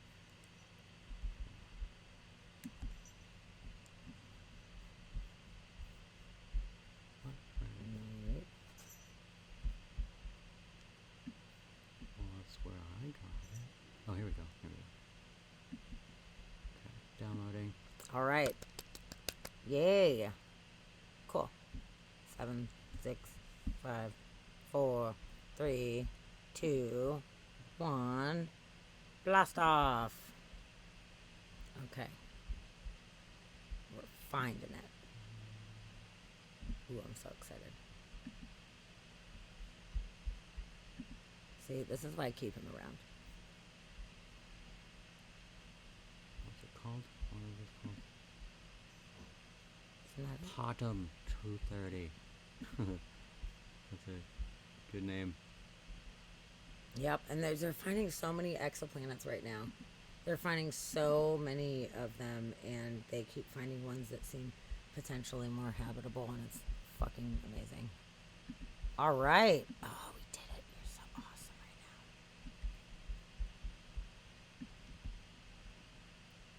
This is badass. Oh my god. Okay, do you want to drive? You should drive. Yeah. This big guy. Okay, we're going to put it on the large video. It's screen. Big screen. Mm-hmm. Okay. Woo. Okay. You be the I'm driving. driver. Everyone, buckle up. We're going in to the universe. Oh, What? I don't know what that did. I It don't know. probably means you can like pick a spot and it'll zoom right in. Maybe.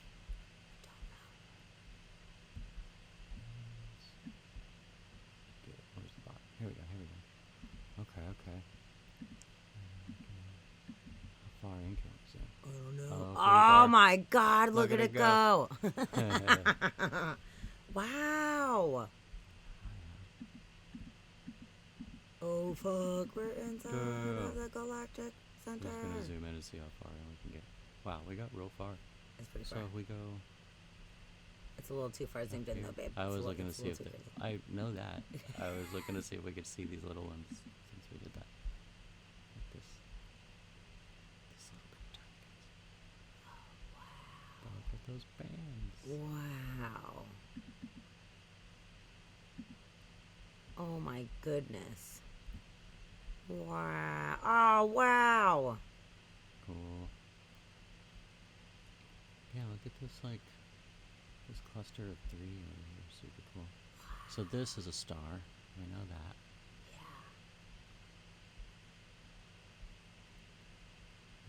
Yeah. Ooh. Ooh. That It's so little guy back there. fucking magical. Just all these tiny little dots. They're all galaxies. Oh wow.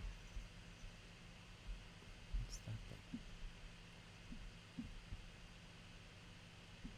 That little. There we go. That little thing. Oh yeah, it's like a little This little guy fire here. galaxy. Oh my Weird. goodness.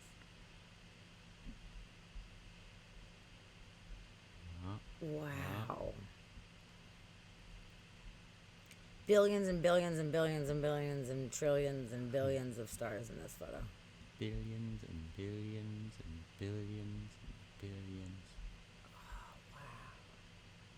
This is Oh, that's a good really cluster right there. amazing.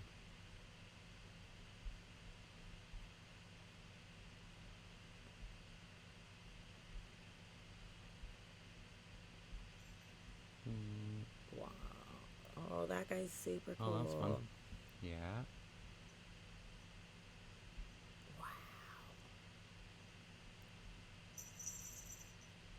Oh, that spiral is real good. Oh yeah. What kind of like plants and creatures are living in that little tiny spot of light? Sombrero looking. It is, yeah. The disc style, that's interesting.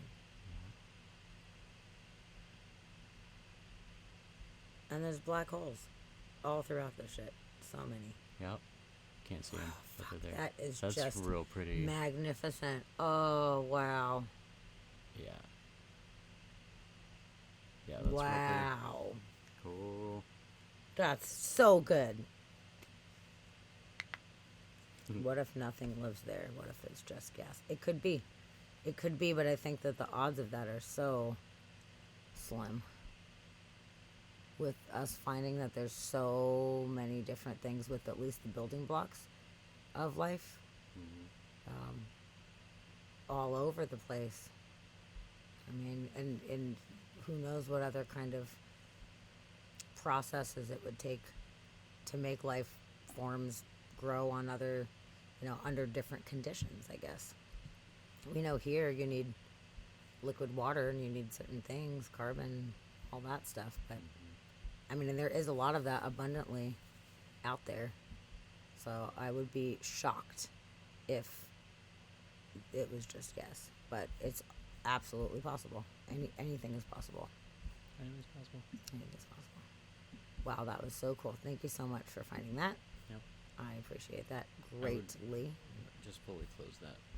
Yeah. Yeah, because I think the things with our camera, I And really slow do it down think a it's our little CPU. I don't think it's the camera. I think it's the computer slowing down for whatever reason. Okay.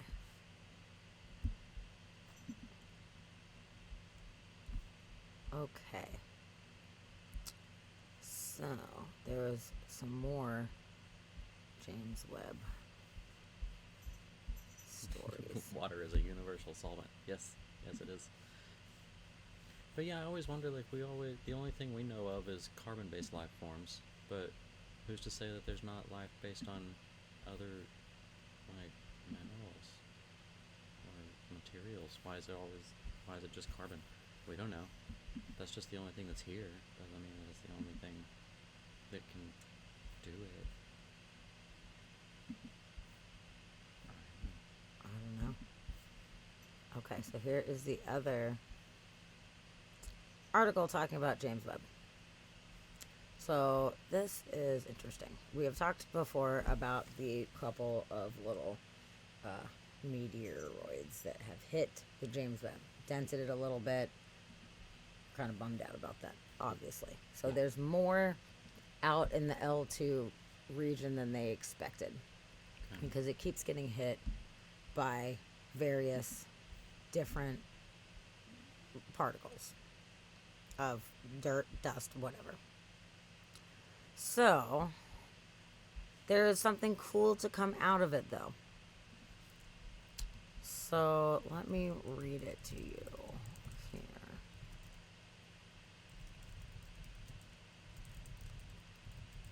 Sorry, it's been pummeled by micrometeorites ever since its debut.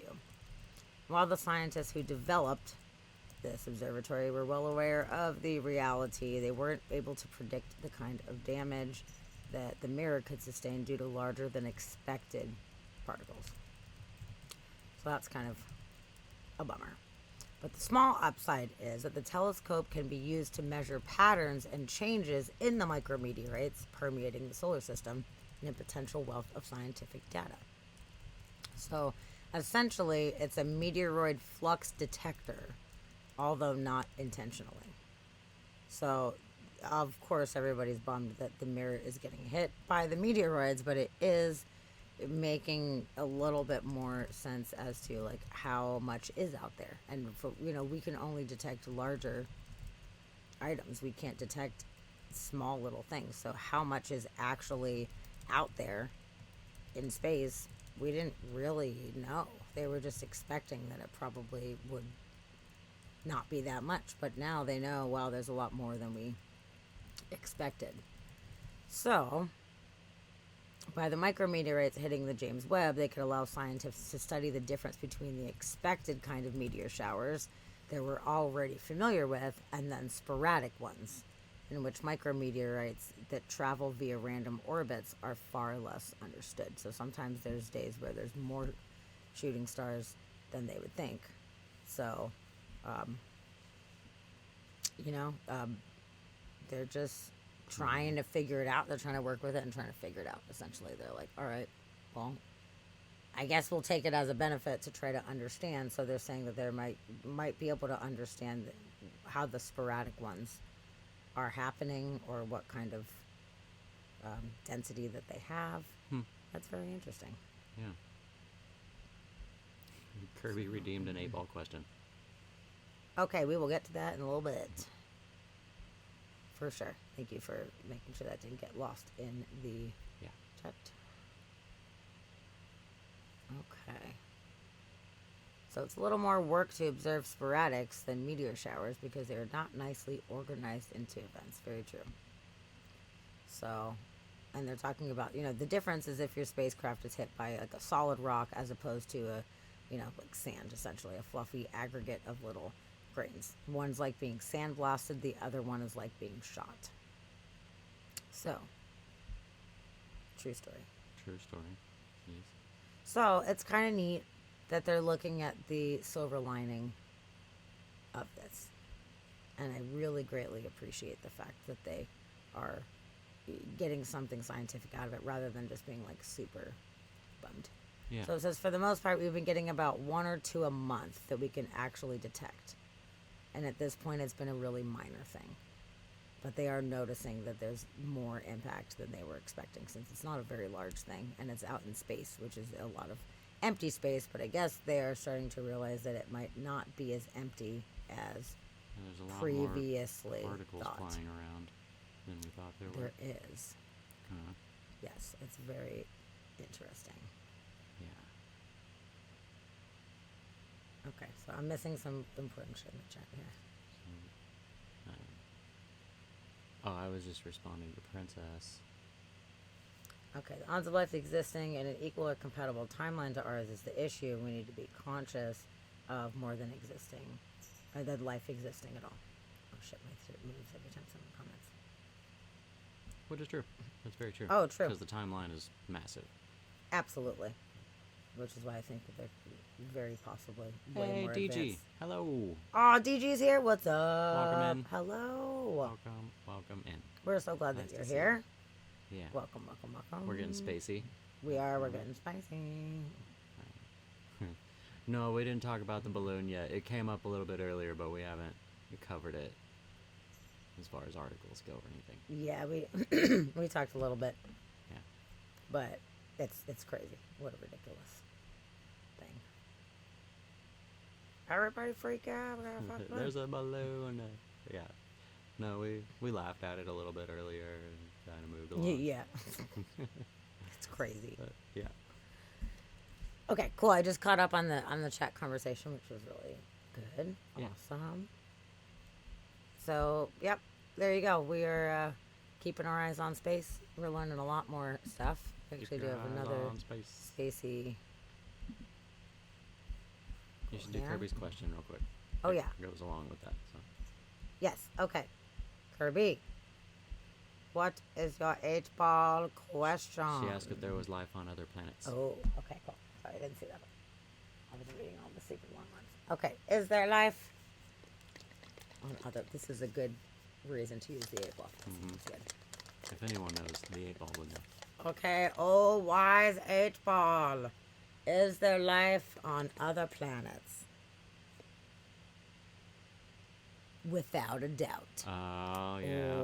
This 8-ball knows cool. what's up. Definitively. Yep. The 8-ball speaks. We solved the mystery. Solved that mystery. That's awesome. Next mystery. That's fucking awesome. Okay. So, next up. Next mystery. New exoplanet with potential signs of life discovered. Ooh, speaking of life on other planets. Yes, Earth-sized habitable world is 31 light years away. Wow, that's really close. Really pretty close, considering. Yeah. Yeah. Okay. Yeah. Yep, 8-ball called it. So a new exoplanet could be the next habitable zone that researchers have been looking for. So they found a new exoplanet that exhibited signs of life, which I wouldn't take it in a literal way here, but they said the information is not available yet, but it presents a promising feature for future searches for biosignatures on nearby Earth mass exoplanets. So now it's just kind of talking about them in general, but they're talking about all the exoplanets that have been found. At the time of the writing, more than 5,200 exoplanets have been confirmed, and yet less than 1.5 of them have masses less than that of 2 Earths. So we're a pretty tiny planet. Okay, so most of them are giant gassy things mainly. Sounds like it. Or they could be rocky, but they're just Here's larger. Rocky, but giant. Yeah. Among those, a dozen are orbiting their stars at a distance where temperatures could allow liquid water on the surface. Goldilocks zone right there. So out of 5,200, there's about a dozen that are in the region that might actually work for us. So the red dwarf star, so this planet is around this red dwarf. So it would be really interesting having a red sun. Yeah. So it's 15 times closer to its star than the Earth is to the sun. And the amount of radiation it receives is approximately only 65% of what Earth receives. So, weird. Yes. So it's 1.36 times the mass of Earth. It is believed that the red planet's thin atmosphere is due to its lack of global magnetic field similar to Earth's, which is a legitimate issue. In order for life to really be sustainable, there needs to be a strong magnetic field to fend off all the shit coming at us.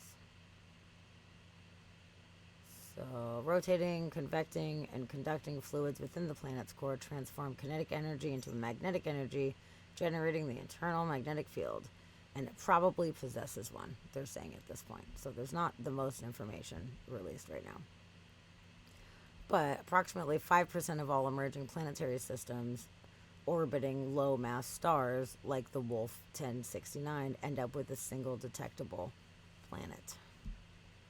So we're still watching, but it's really neat that they're finding some cool shit.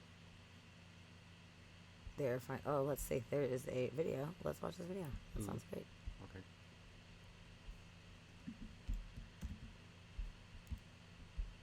Okay, let's see what that got to say.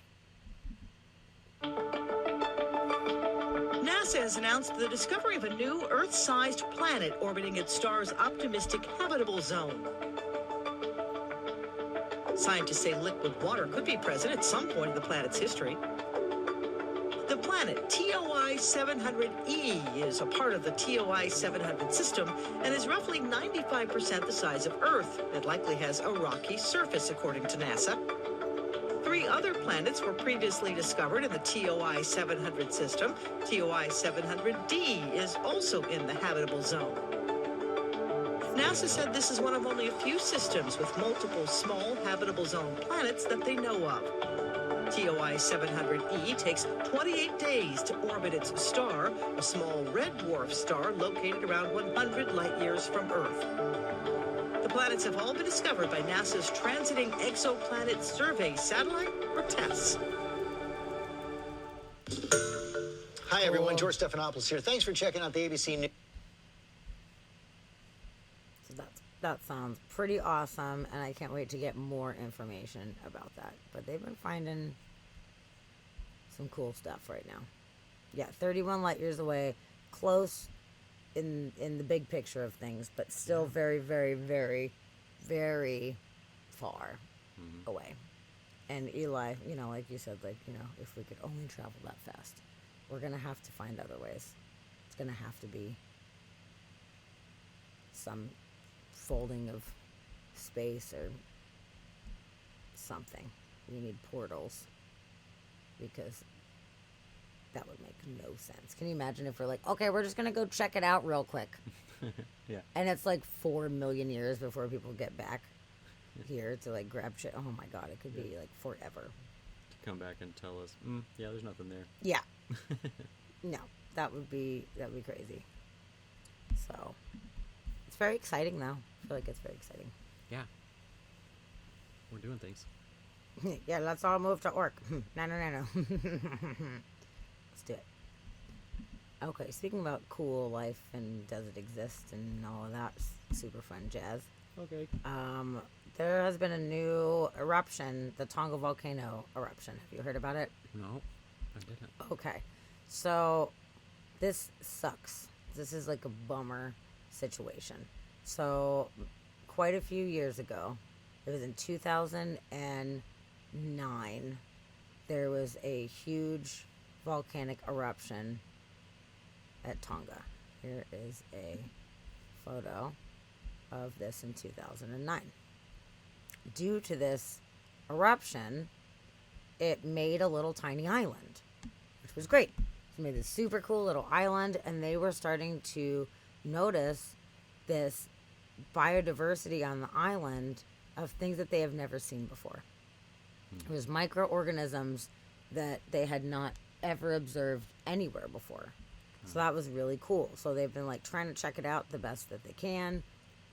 They didn't expect that the whole island would disappear. Oh, I guess this island, okay, sorry, I misspoke. 2015 is when this eruption, there was the big eruption before, but then the underwater eruption when the island formed was in 2015. Okay. So I correct myself. And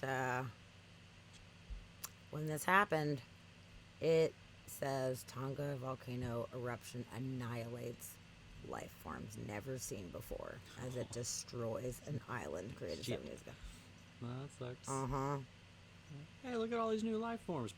Damn Yeah, it. it stood for 7 years only to be destroyed, Hmm. along with its living organisms, by the volcano that created it. Well, this actually illustrates what Princess and I were both talking about, and kind of shows both of our points about the timeline of life. Because,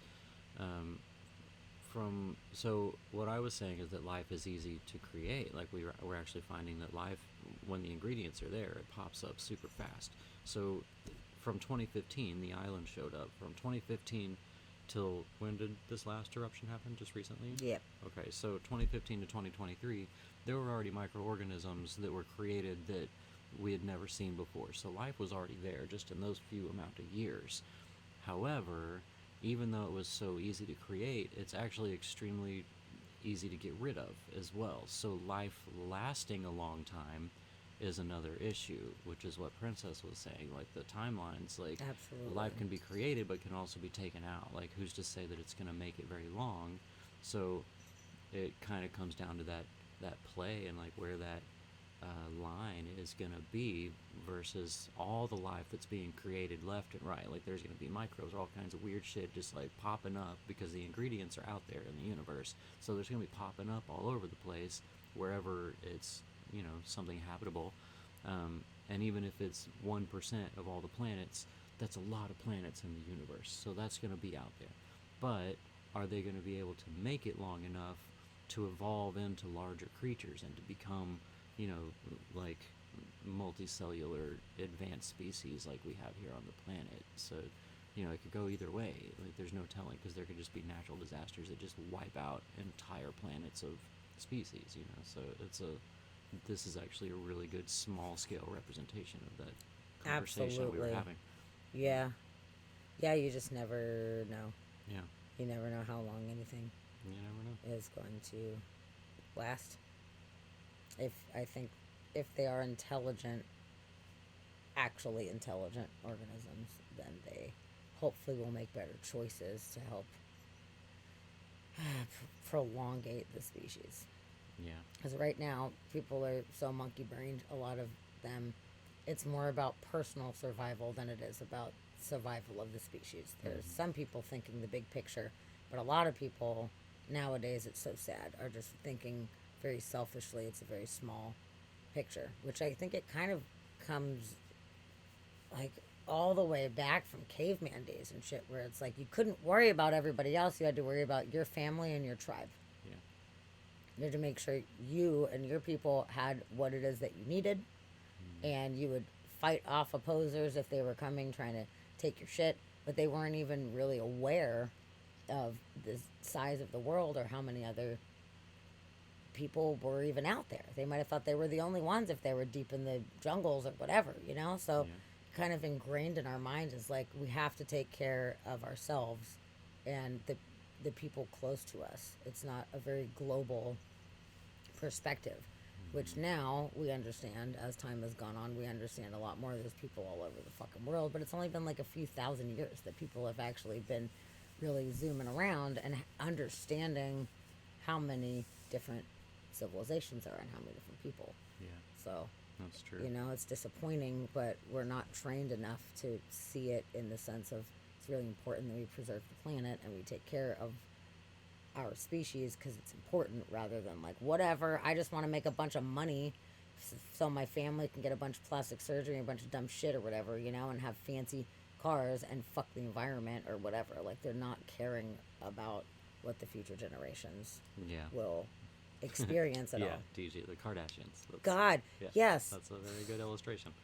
You know, but it's even the people with like all the money, like all the big money, you know, that are just like, whatever, we just don't fucking give a shit. Like, Kardashians are the fucking, it's the worth. It's just so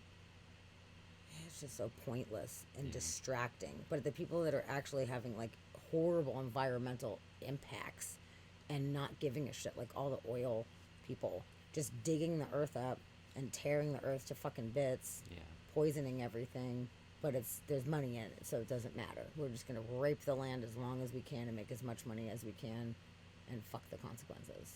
Yep. Because I won't be here to see it if it all gets shittier. For sure.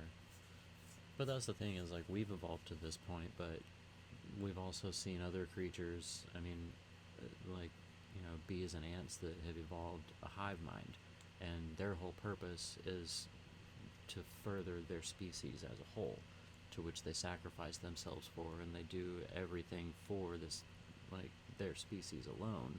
And I kind of think that's going to be the next creatures that take over the planet after humans are gone. I think that the hive minds will take over, because I think they're going to evolve into being smarter and more intelligent.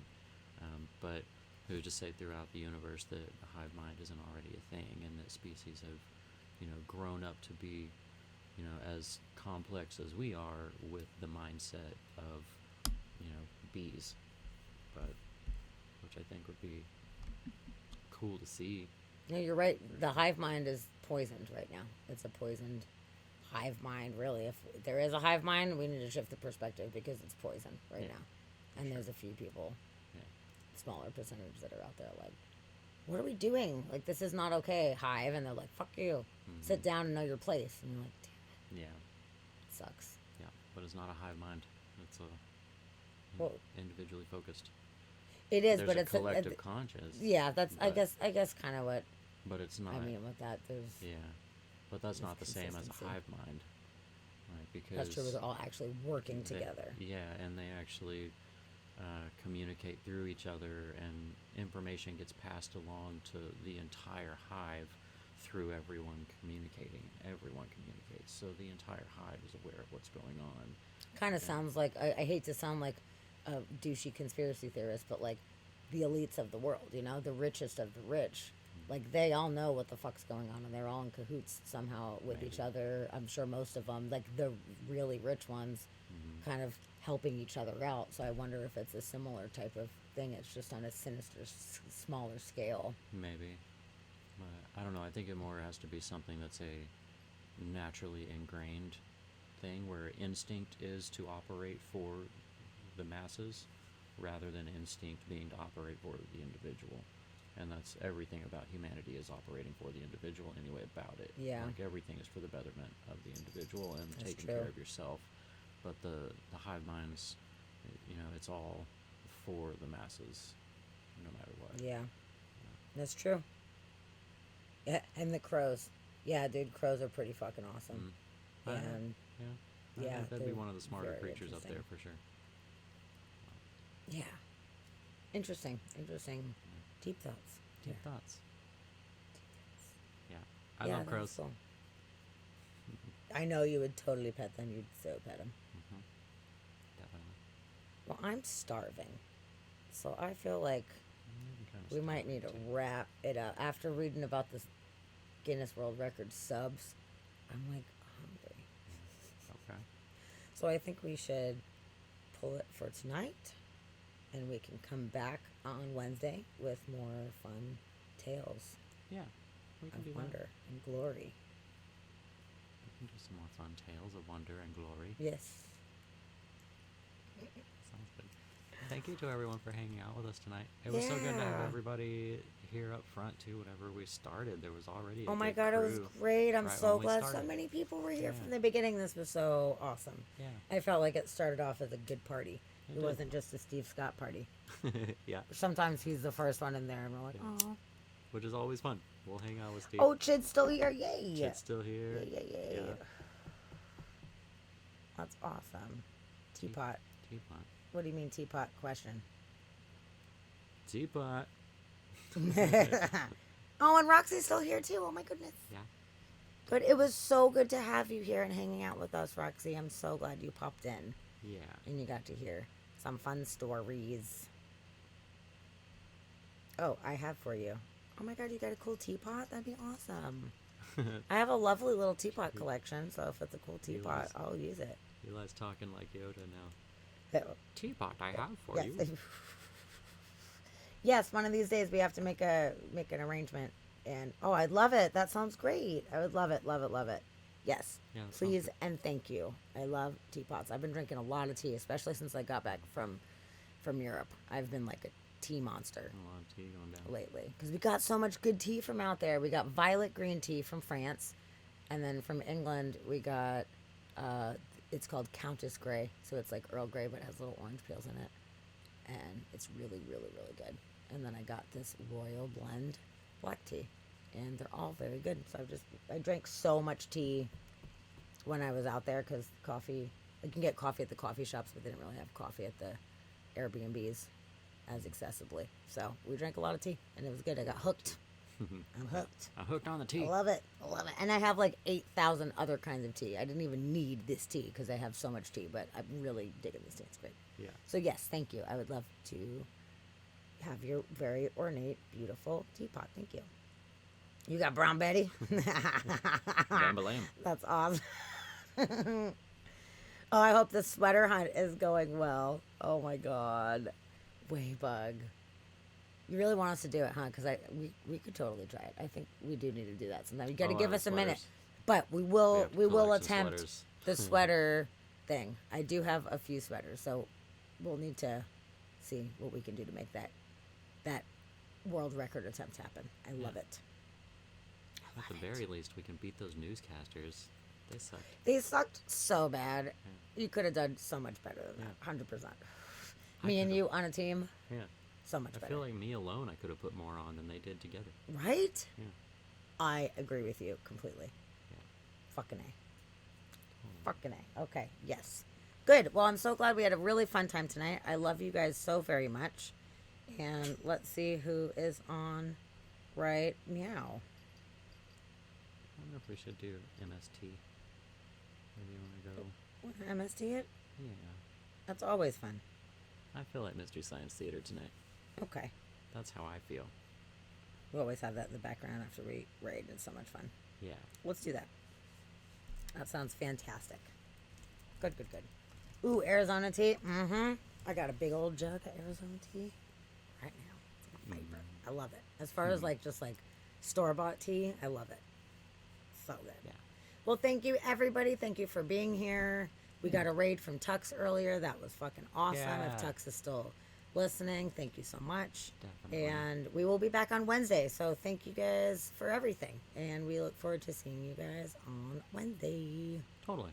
Enjoy some Mystery Science Theater. Yeah, go check Nice. out Mystery Science Theater. Have a good laugh. Yeah, Roxy, I won one. Yay. Haha! Your hands were in the chicken. Mm. Is that a- Sounds sexy. a euphemism? Well, I'm glad you were here hanging out and listening. I'm so glad you popped in, Rox. Yeah. I always love having you. Absolutely. And we need to talk soon. Get your hands out of that chicken, Roxy. All right, guys. We love you. Have a fun raid, and we'll see you on Wednesday. Bye. Bye, everyone.